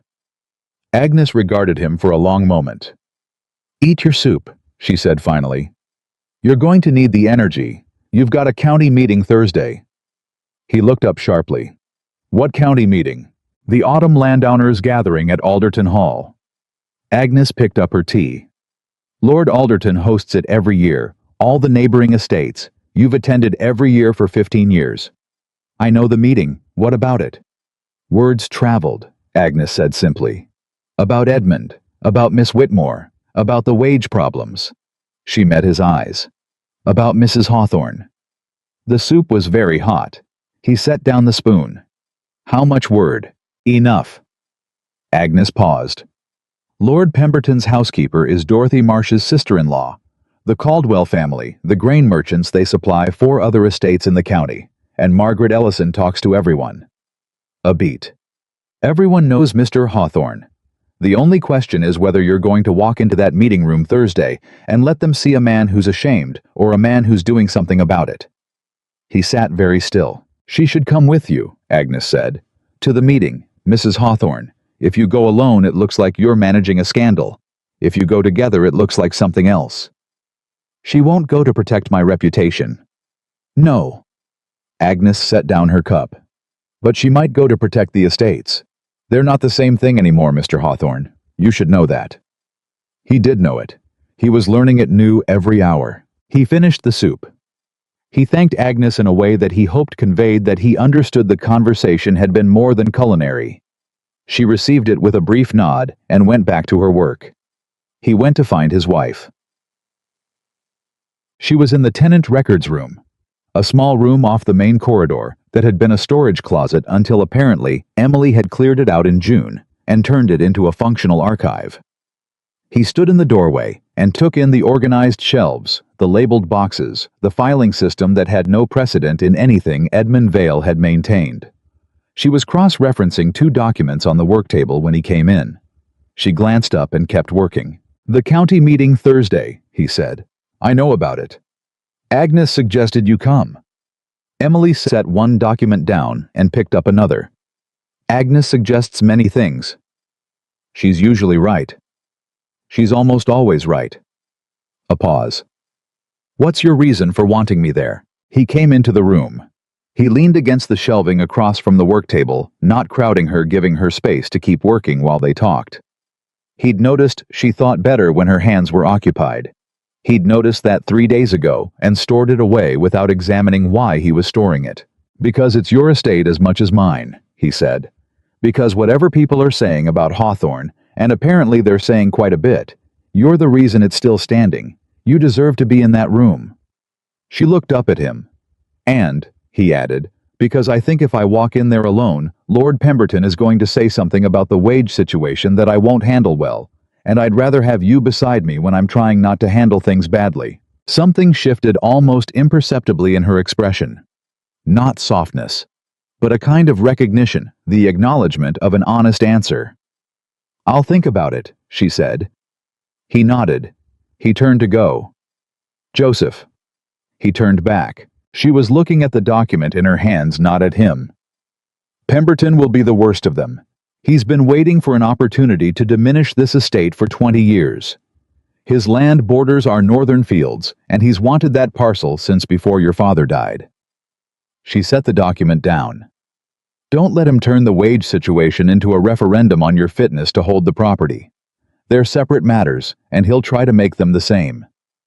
He looked at her for a moment. "What would you do," he asked, "if he tries?" Emily finally looked up. "I'd put the corrected ledgers on the table and invite every man in the room to compare his estate's wage records with mine and see whose are more defensible." He almost smiled. "That's exactly what you'd do." "Yes." She picked up her pen. "It's also what you should do." He left the room with something unfamiliar in his chest, something that had the general weight of gratitude but was more specific than that, more particular. The feeling of being helped by someone who had every reason not to help him, and choosing not to examine too closely why they still did. Tuesday arrived with a complication no one had anticipated. Lord Pemberton arrived at Hawthorne Estate at 10 in the morning, unannounced, in a carriage that looked deliberately imposing. He was 63 years old, broad in the chest, with the ruddy confidence of a man who had never in his life been made to feel small and had organized his entire existence around ensuring it stayed that way. He asked for Joseph. Joseph was in the North Fields, the footman. The young man whose back wages Joseph had personally delivered the morning before came to find him with the particular urgency of a young person who understands that something important is happening but isn't sure which way it's going to fall. By the time Joseph came back to the house, Lord Pemberton had been shown into the drawing room, where he had apparently been waiting long enough to begin remarking on the furniture to the housemaid who'd brought his tea. He looked up when Joseph entered with the expression of a man who had timed his arrival precisely to catch another man off balance. "Hawthorne." Pemberton rose but didn't extend his hand, a small discourtesy precise and intentional. "I thought I'd come before Thursday. Save us both the awkwardness of a public conversation." "That's considerate of you." Joseph sat. He did not apologize for keeping the man waiting. "What can I do for you, Pemberton? I'll be direct." Pemberton settled back in his chair with the ease of a man who owned the room he was sitting in, regardless of whose name was on the deed. "There's talk in the county, about your manager, about your arrangements in London, about the wage situation with your tenants." He paused. "Some people are suggesting that Hawthorne Estate has been mishandled. Some people are correct." Joseph's voice was even. "It was mishandled. For years by a manager I trusted without sufficient oversight. I've addressed it." Pemberton blinked. He had prepared for defensiveness. He had not prepared for agreement. "Well," he recalibrated. "Yes. But the question being raised, and I raise it as a neighbor, you understand, not as an adversary, is whether the estate is financially stable enough to continue independent operation. Given the accumulated..." "The estate is stable." Joseph kept his voice level. "The accounts have been fully audited. The wage debts are being repaid. The supplier contracts have been renegotiated. The Northern mortgage payments are current." "The Northern mortgage." Pemberton's expression sharpened very slightly. "Yes. I had heard there might be difficulties there. If you were ever in a position where you needed capital support or a reliable buyer for the Northern parcel, the Northern parcel isn't for sale." Joseph looked at him directly. "It's never been for sale, and if it were, I wouldn't begin the conversation by pretending it was a courtesy call." Pemberton's face shifted. The geniality thinned. Joseph. His voice dropped into the register of a man speaking confidentially to another man. One landlord to another, the register that excludes everyone else from the room. Between us, man to man, your wife has been active, very active, in matters that are properly your concern. People are talking about that too. A woman running accounts meeting with tenants renegotiating contracts. She's been running the estate, Joseph said, while I was absent, which was my failure, not hers. He held Pemberton's gaze. And she's been running it better than I did. Pemberton stared at him. The corrected ledgers are available for review if you'd like to compare management practices. Joseph continued in exactly the tone Emily had prescribed. I'd be happy to put them on the table Thursday. The door opened. Emily came in. She hadn't been summoned. She had simply appeared with the composed authority of a woman who had heard enough through the corridor wall to decide that the conversation required her presence. She was in a dark blue day dress, her hair simply arranged a leather portfolio tucked under one arm. Lord Pemberton. Her voice was courteous and entirely without warmth. I didn't realize you'd arrived. I hope Joseph has been looking after you. Pemberton rose. He had manners, you couldn't take those away from him. Mrs. Hawthorne. Please sit. She sat herself in the chair beside Joseph's. Not behind him, not at a distance. Beside him. She set the portfolio on her knee. I understand we were discussing the estate accounts. Pemberton looked from her to Joseph and back. We were discussing, he began, the northern parcel. Emily opened the portfolio. I have the mortgage documents here if you'd like to review the payment history. Fully current, as Joseph mentioned. She laid them on the table between them, as casually as one might set out a deck of cards. I also have the new Hargreave grain contract, the restated wage records, and the supplier audit summary. I bring them everywhere lately. People seem to have questions. A pause that landed with surgical precision. Was there something specific you were hoping to understand? Pemberton looked at the documents. He looked at Emily. He looked at Joseph, who was looking at Emily with an expression that Pemberton could not entirely categorize, but that made him, for the first time in the conversation, feel that he had wandered into a room that was more occupied than he'd realized. No. Pemberton cleared his throat. No, I think I've gotten a clear enough picture. Wonderful. Emily closed the portfolio. We'll see you Thursday then. I'm bringing the full account summary to the gathering. I thought the other landowners might find it useful as a model for estate auditing practices. She smiled at him. The smile of a woman who had just won a skirmish so cleanly, the other person wasn't entirely sure it had happened. Transparency is so important among neighbors, don't you think? Pemberton left 12 minutes later. The moment. The front door closed. Joseph turned to look at his wife. She was already tucking the portfolio back under her arm. You were listening at the door, he said. I was in the corridor reviewing the mortgage documents, she said. Sound travels. She moved toward the door. You were handling it well for what it's worth. He turned in his chair. Emily. She paused. Thank you.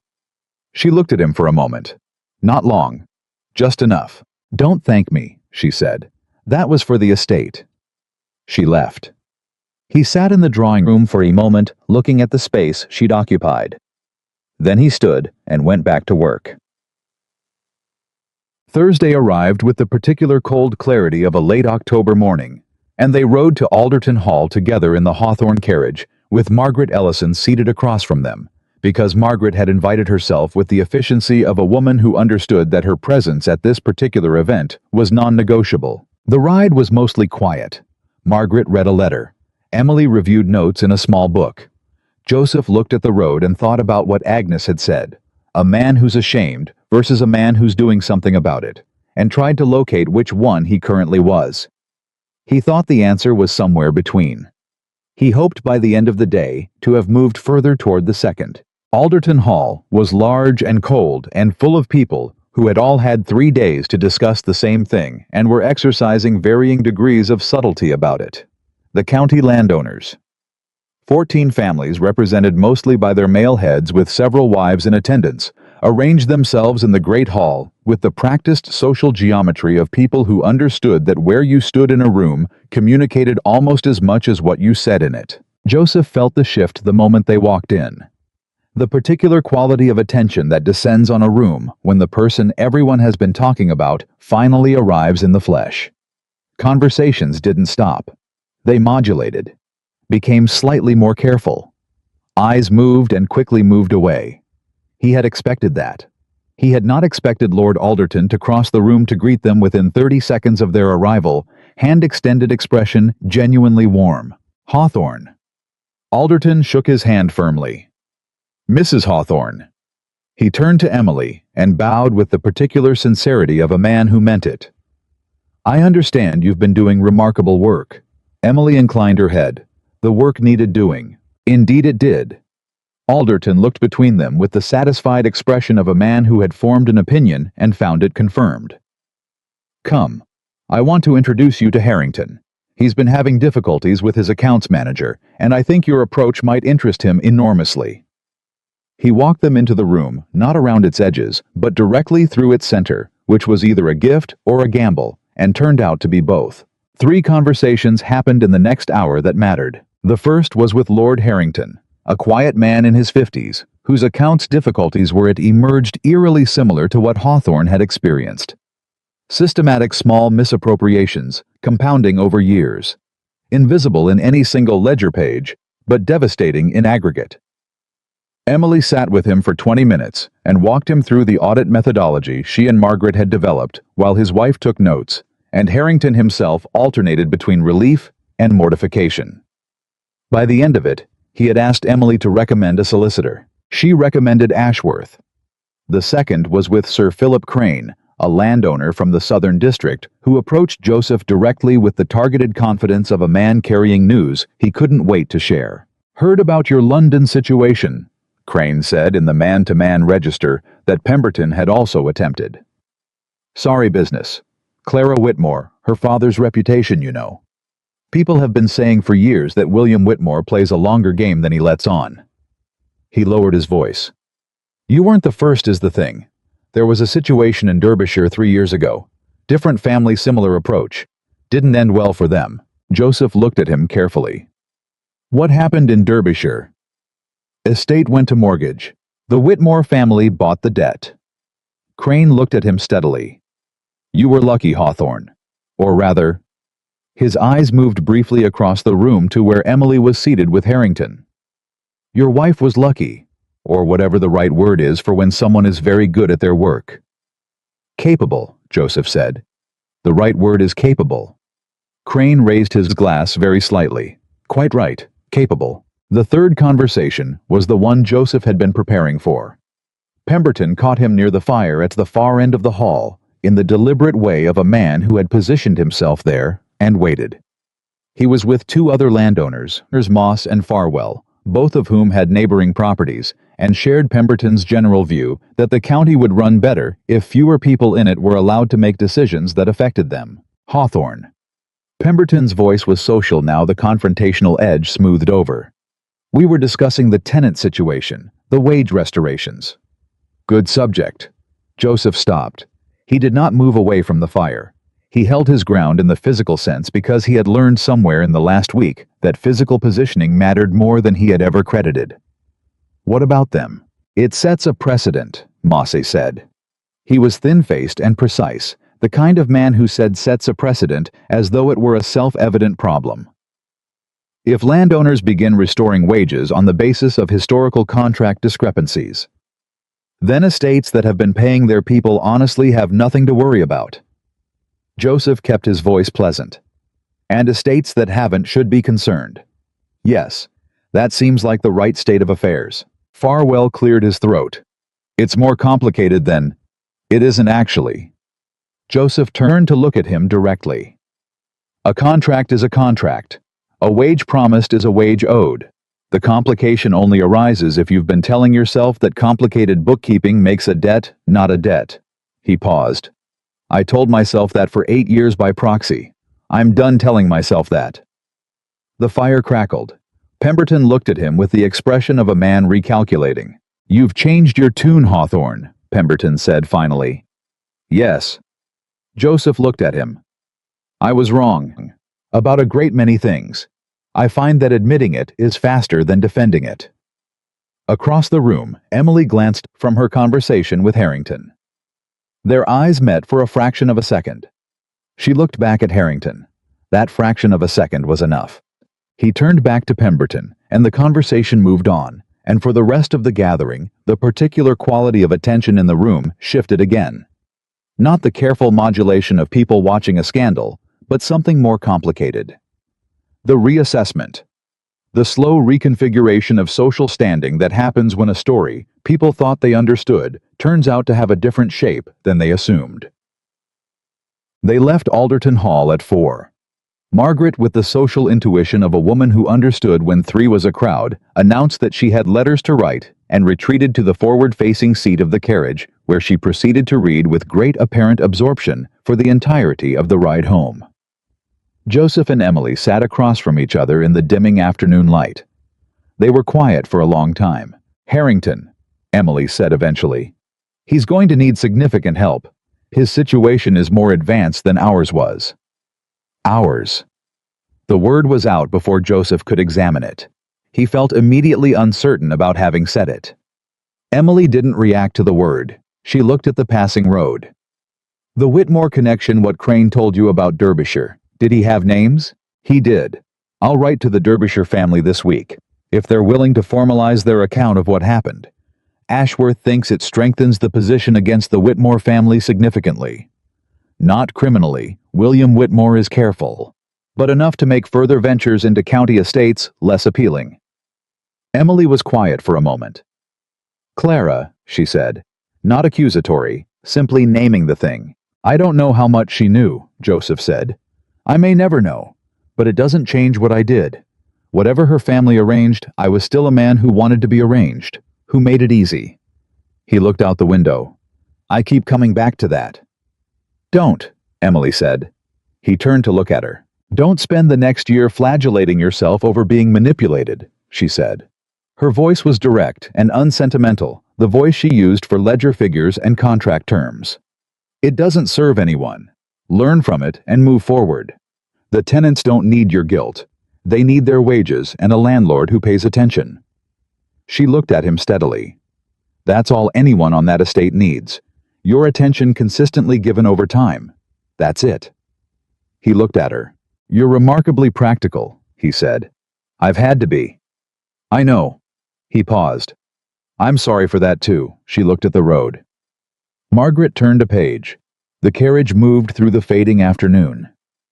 Thursday went better than I expected, Emily said after a moment. Because of you. Walking into Harrington's conversation the way you did. I was interested in his situation, Emily. He waited until she looked at him. I know. I'm not attributing it to strategy. I'm saying that you walking into that room with the portfolio under your arm, the way you sat down with Harrington, like it was the most natural thing in the world, people noticed. Not because it was unusual for a capable woman to handle estate accounts, but because you were so entirely undefensive about it, like you had nothing to prove. She was quiet for a moment. I don't, she said simply. No. He held her gaze. You don't. Something passed between them then. Not warmth exactly, not reconciliation, but an honesty so complete it occupied the space that both of those things would eventually need to fill. Margaret turned another page. The carriage rolled on toward Hawthorne, and in the quiet between them, something old and damaged had begun very tentatively, very carefully, without ceremony or announcement, to become the raw material of something else.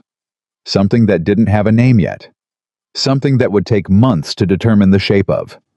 Something that had started as most real things do not, with a grand moment, but with a man going to the stables at 6:30 in the morning, with an envelope in his coat, and the slow, difficult willingness to begin. The estate came into view as the sun finished its descent behind the tree line. Emily looked at it through the carriage window. She looked at it the way she had not looked at it since before Joseph left. Not as a burden, not as a problem, but as a place that was genuinely hers. That she had genuinely made something of. That would remember in its stones and its accounts and the quiet loyalty of the people who worked it that someone had decided it was worth fighting for. She looked at it and felt something she hadn't allowed herself to feel in a very long time. She felt at home. The carriage rolled through the hawthorn gates as the last color left the sky, and by the time the wheels stopped on the front drive, the house was already lit from within. Lamps in every window. Smoke from the kitchen chimneys, the particular warm geometry of a house that functioned whether or not its master was present to witness it. Joseph stepped down first and offered his hand. Emily took it. Not because she needed it. The step was not difficult. She took it because she chose to, and they both understood the distinction, and neither of them said a word about it. Margaret descended behind them with the satisfied expression of a woman who had observed something important and was keeping it entirely to herself. "Thursday," she announced, pulling on her gloves. "I'd call that a success." "You'd call a moderate success, a triumph and a disaster, a learning experience," Emily said. "That is correct." Margaret kissed her cheek.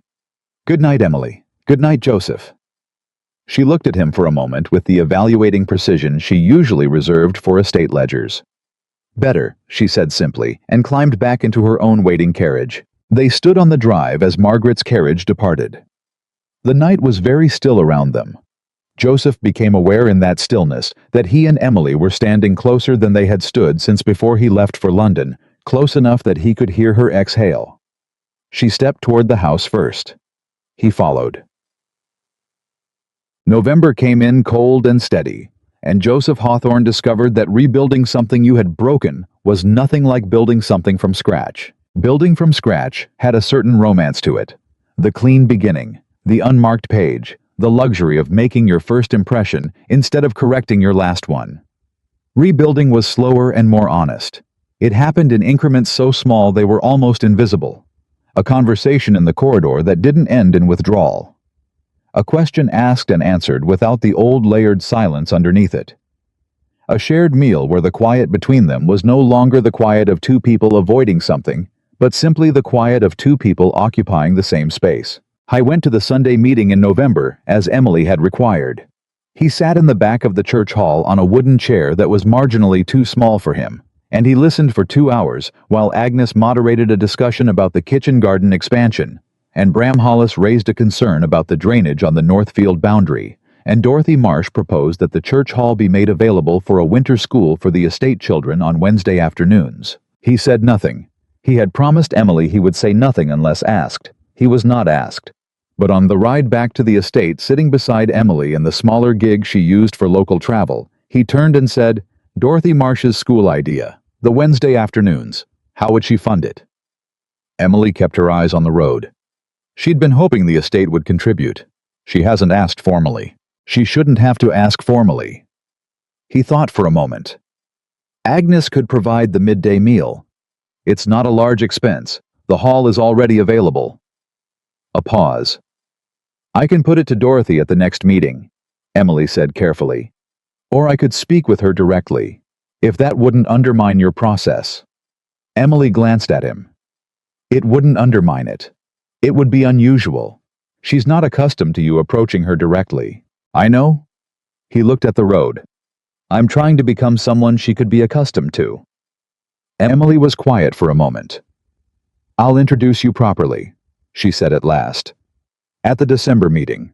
Don't go alone yet. It'll read as performance if you arrive without context. Let her see the pattern first." He nodded. "All right. And Joseph?" She kept her eyes forward. "The school idea is hers. If it gets implemented, her name goes on it. Not yours, not the estate's.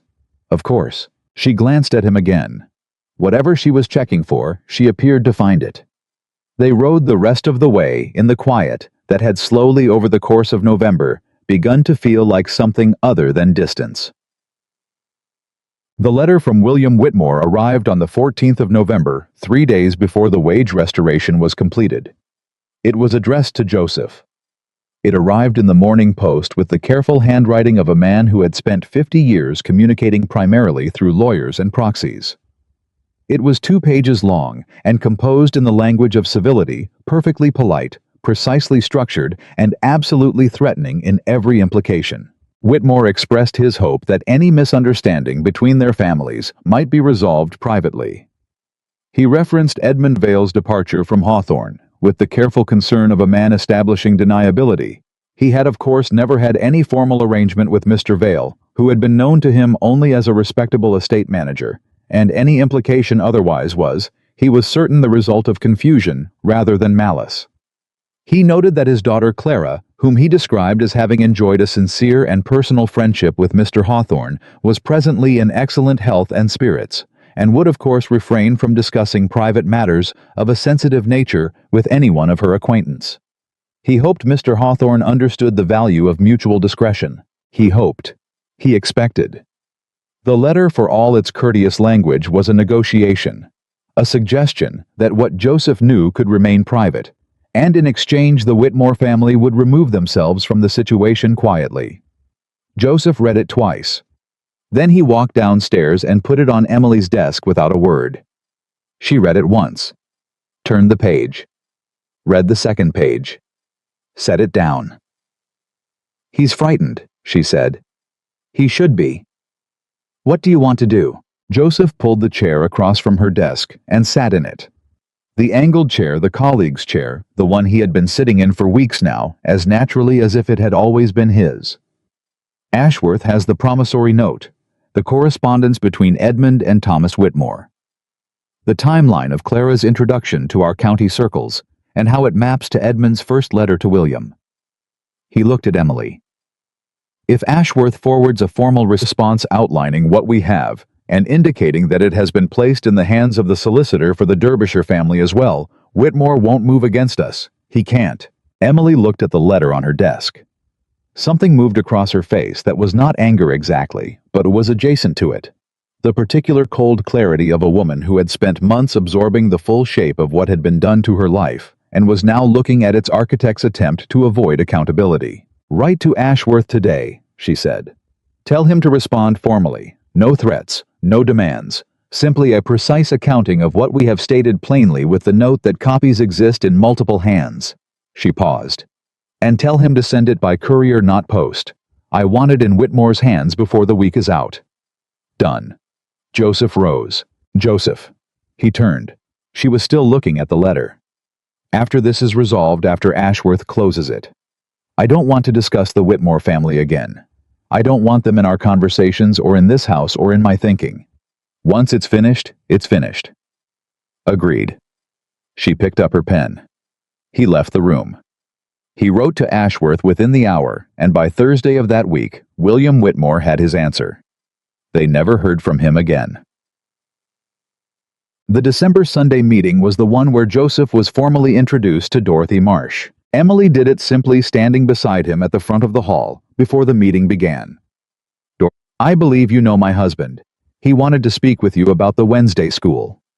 And then she stepped back deliberately to speak with Agnes about something else entirely, leaving Joseph standing in front of a 60-year-old woman who looked at him with the unhurried assessment of someone who had been on his estate her entire adult life and had formed her opinion of him long before he'd thought to wonder what it was. "Mrs. Marsh."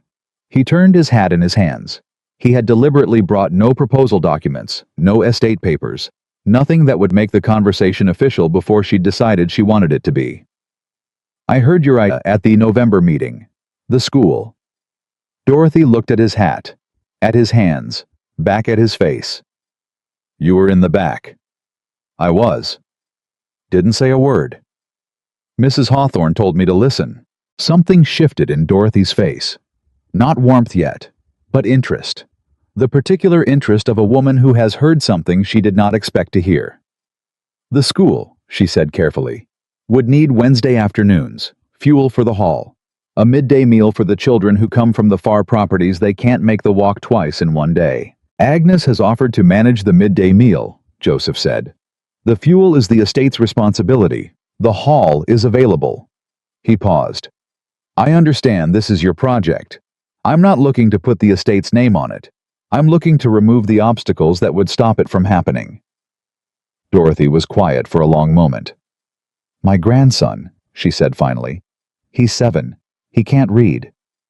Joseph held her gaze. "He will be able to." It was a simple statement. No flourish. No social performance. Just a man making a commitment to a grandmother who had every reason to wait and see whether he meant it.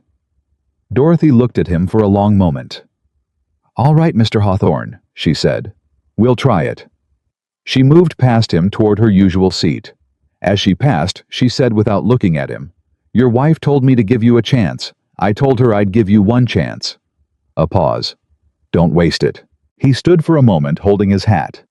Then he went to sit in the back row and listen. January arrived, and with it the hardest test of the autumn's slow progress. Margaret came for dinner on the second Friday of the month and arrived with news instead of wine. Her expression when she came through the door was the one she wore when something had happened that needed managing before it became unmanageable. She sat down in the drawing room and waited until Joseph had left the room before she spoke. He was on his way to the library, and she waited until she heard his footstep on the stairs. Then she looked at Emily. "Clara Whitmore is engaged," she said, "to a Lord Fenwick in Surrey. It was announced in London 3 days ago." Emily absorbed this in silence. "Her father arranged it quickly," Margaret continued. "After Ashworth's letter, apparently. He needed her situated before anything became publicly complicated." Emily looked at the fire. "Is she happy?" Margaret blinked. "I don't know. Oh, I hadn't thought to ask. I find myself hoping she is." Emily's voice was quiet and entirely genuine. "Not because I forgive what her family did, but because she was used to. She was a piece her father moved. She may have known some of it and not all of it." A pause. "I don't know that I would have handled it differently at her age with a father like William Whitmore." Margaret looked at her for a long moment. "You're a more generous woman than I am," she said. "I'm a more tired woman," Emily said. "I don't have energy left for sustained bitterness. It's too expensive." She turned from the fire. "Don't tell Joseph tonight. He'll spend the evening worrying about how I'm receiving the news, and I'd rather just have a quiet dinner." Margaret promised. Dinner was in fact quiet, but afterward, when Margaret had gone and the house was settling into its nighttime rhythms, Joseph came to the small sitting room where Emily was reading, the one with the window that faced the kitchen garden, and he stopped in the doorway with the look of a man who had heard something from the housekeeper and was deciding whether to acknowledge it. "Margaret told Mrs. Harmon," he said, "about Clara's engagement." Emily looked up from her book. "Of course she did. Are you—" He stopped. He tried again. "I wanted to ask, but I didn't want to make the evening about it." "It isn't about it." She closed the book. "I find I'm not what I expected to feel, which is mostly nothing. Some relief, perhaps. She's out of the picture in a formal sense now." He came into the room.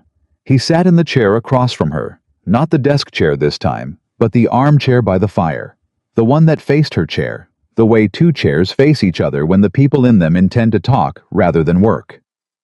"I want to say something," he said, "and I want you to hear it completely before you respond." She set the book down. Waited. "I spent 8 years in this marriage treating you like a given, like the furniture, like something that would remain constant regardless of what I did or didn't do." His voice was steady and without drama, the voice of a man who had rehearsed nothing and was simply telling the truth. "I told myself I respected you, that treating you with basic courtesy was enough, that the absence of cruelty was a kind of care." He looked at his hands. "I was wrong about all of it, and I don't say that to ask for forgiveness or to perform contrition. I say it because I want to be certain that you know I know it. Not just that I made mistakes, but what the mistakes actually were." Emily looked at him. Outside, the wind moved through the trees along the kitchen garden fence. "I know you know it," she said quietly. "Do you believe I know it?" A pause. A longer pause than the question seemed to require. The honest kind. "Yes," she said. "I'm beginning to believe it." He looked at her. "Ask me again in the spring," she had said in the kitchen garden in October. He had carried those 5 words through November and December like a compass bearing. He had not asked early. He had not pushed or maneuvered or used sentiment as leverage. He had simply done the work every day unglamorously, without certainty of outcome. He knew sitting in the chair across from her in January that it was not yet spring. He also knew in the particular way that people know things they aren't yet ready to name, that the answer might be different from what he had feared. He didn't ask. He picked up the book he'd been reading before dinner and sat with her in the firelit room, and the quiet between them was the kind of quiet that doesn't need to be filled. February brought the Wednesday school its first full month of operation, and Dorothy Marsh's grandson learned to write his name.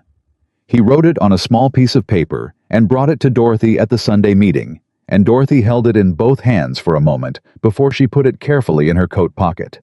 She said nothing out loud. But when she glanced across the hall to where Joseph was sitting in the back row, she gave him a nod so slight it was almost invisible. He received it like a man receiving something considerable. March came, and with it the first real warmth and the anniversary audit that Ashworth had built into the corrected accounts framework, a quarterly review of the estate finances formally documented with a summary shared at the Sunday meeting, so that every family on the property knew the state of the accounts that affected them. Joseph attended the March audit with Emily. He sat beside her at the library table while Ashworth reviewed the numbers, and he asked questions when he had them and deferred when she had answers he didn't. Ashworth at the end of the meeting gathered his papers and said with the measured satisfaction of a man who dealt professionally in disaster and recognized its absence, "The estate is financially stable. I'd go further and say it's well managed, possibly better managed than it has been in 20 years. He looked at Emily. "The wage restoration is complete.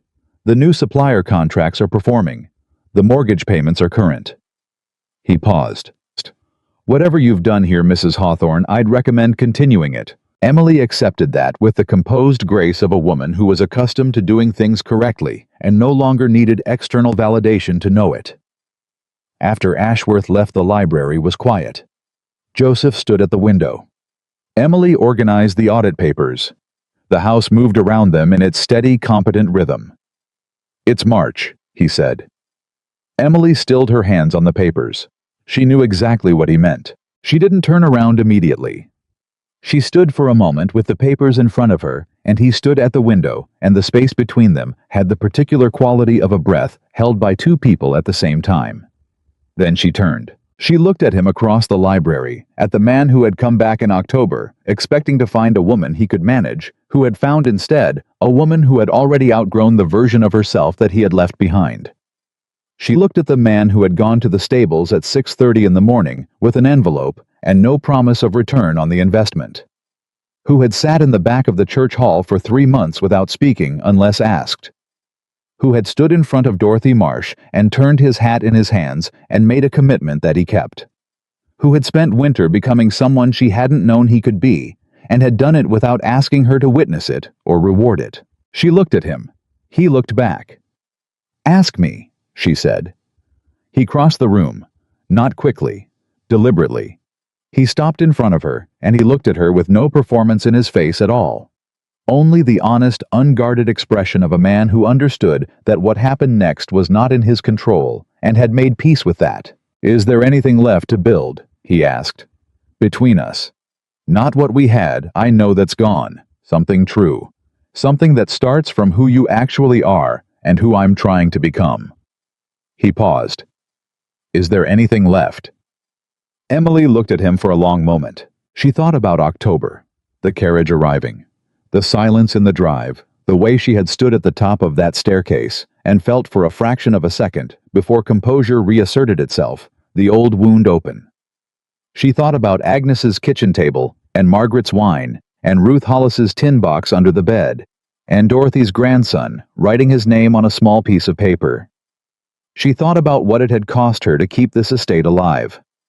What it had cost her to keep herself alive inside it. She thought about the man standing in front of her now, who was not the man who had left, who was possibly becoming someone worth standing beside. Possibly. She wasn't certain. She might never be fully certain. Certainty, she had learned, was a luxury that real life rarely offered, and demanding it before proceeding was just another way of standing still. "There's something left," she said. "I don't know yet what shape it will take. I don't know how long it will take. And I want to be clear." Her voice was steady and direct, the voice she used for contracts and commitments, because this was both. If you go back to who you were, if you stop paying attention, stop showing up, stop doing the work, I will not wait again. I am finished waiting. I know. I mean it, Joseph. I know you mean it. He held her gaze. That's why I believe it. And that's why I'm standing here instead of in London. She looked at him. She had expected to feel more uncertain than she did. She had expected the old wound to make more noise. But the thing about wounds she was discovering was that they didn't always announce themselves at the moments you anticipated. Sometimes they simply healed. Not because someone fixed them from outside. Because you stopped reopening them and let time do what time does. She reached out and took his hand. Not as a declaration. Not as forgiveness granted in a formal sense. As the first step in a direction that she had decided with the same clear-headed practicality she brought to every decision that mattered was worth walking. His hand closed around hers. The library was very quiet. Spring arrived at Hawthorne Estate, with the particular generosity of springs that follow hard winters, and the kitchen garden that Emily had stood at the edge of since October came into its first full season under her careful attention. Agnes declared it the best kitchen garden the estate had seen in 30 years. She said this to anyone who would listen, and several who wouldn't, and she was probably right. The Wednesday school had 23 children enrolled by April. Dorothy Marsh ran it with the efficient warmth of a woman who had been waiting her whole life for the opportunity to do something like it. Her grandson read his first sentence aloud at the May meeting, and the hall was entirely silent for a moment before Agnes started clapping and everyone followed. Joseph was in the back row. He clapped too. And then, because it was May, and because he had been sitting in the back row since November, and because the moment seemed to require it, he stood up. Not to speak, just to stand. To let the boy see that the man who sat in the back every Sunday had risen to his feet. Dorothy's grandson looked at him across the hall with the uncomplicated satisfaction of a 7-year-old who has done something difficult and is happy to have a witness. Joseph nodded at him. The boy grinned. It was not a grand moment. It did not go into any record or ledger.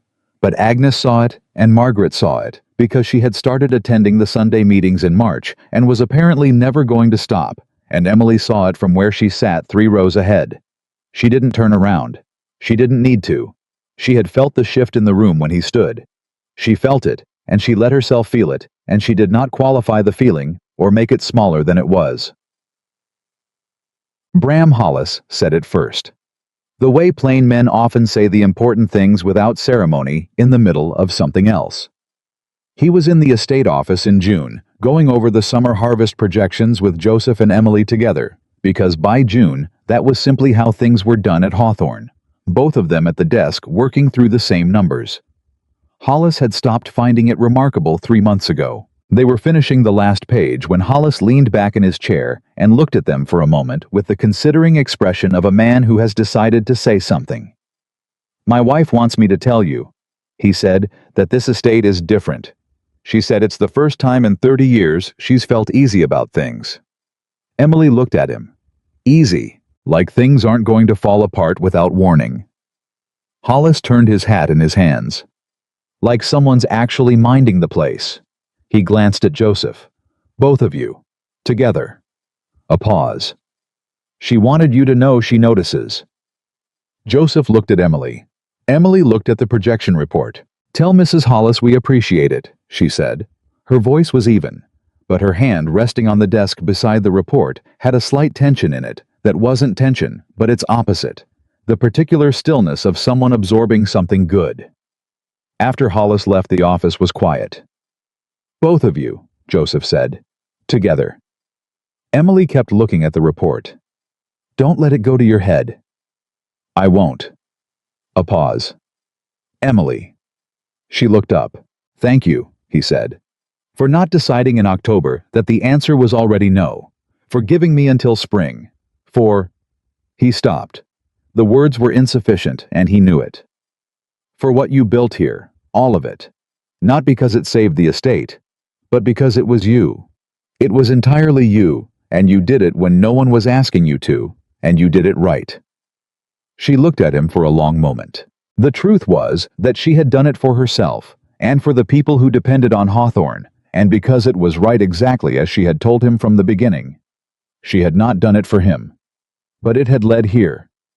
To this office, this death, these numbers, this man across from her, who had learned slowly, imperfectly, consistently to see her. She was not certain of everything. She might never be certain of everything. That was fine. Certainty was for contracts. This was something else. The summer harvest projections need to go to Ashworth by Friday, she said. I'll write the cover letter this afternoon. She looked down at the report, then back at him. Then quietly, without drama, the way she did everything that mattered, she smiled. Not wide, not performed. The small, genuine smile of a woman who has built something real and can afford now to let herself know it. Joseph Hawthorne saw it and held it the way you hold the first warmth of spring. After a winter, you weren't sure you'd survive. People told the story of Hawthorne Estate for years after, but they never quite told it right. They told it as the story of a man who left and came back changed. They told it as the story of a scandal averted, a fortune preserved, a marriage salvaged. They got the facts mostly correct and the meaning almost entirely wrong.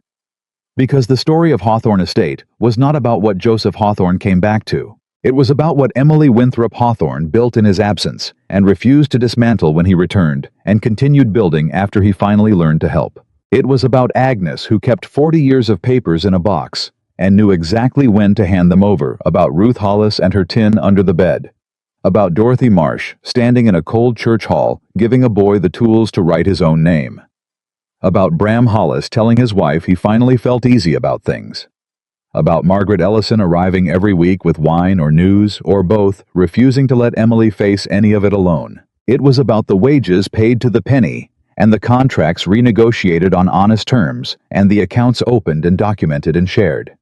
It was about a woman who was told for 8 years that the estate was not her concern, and who discovered when it was left entirely in her hands that she had always been its true keeper. A house is not built from stone. It is built from the daily decisions of the people who choose to stay inside it and do right by the ones who depend on them. Emily Winthrop Hawthorne had always known that. It just took Hawthorne Estate and the man who finally learned to deserve it a little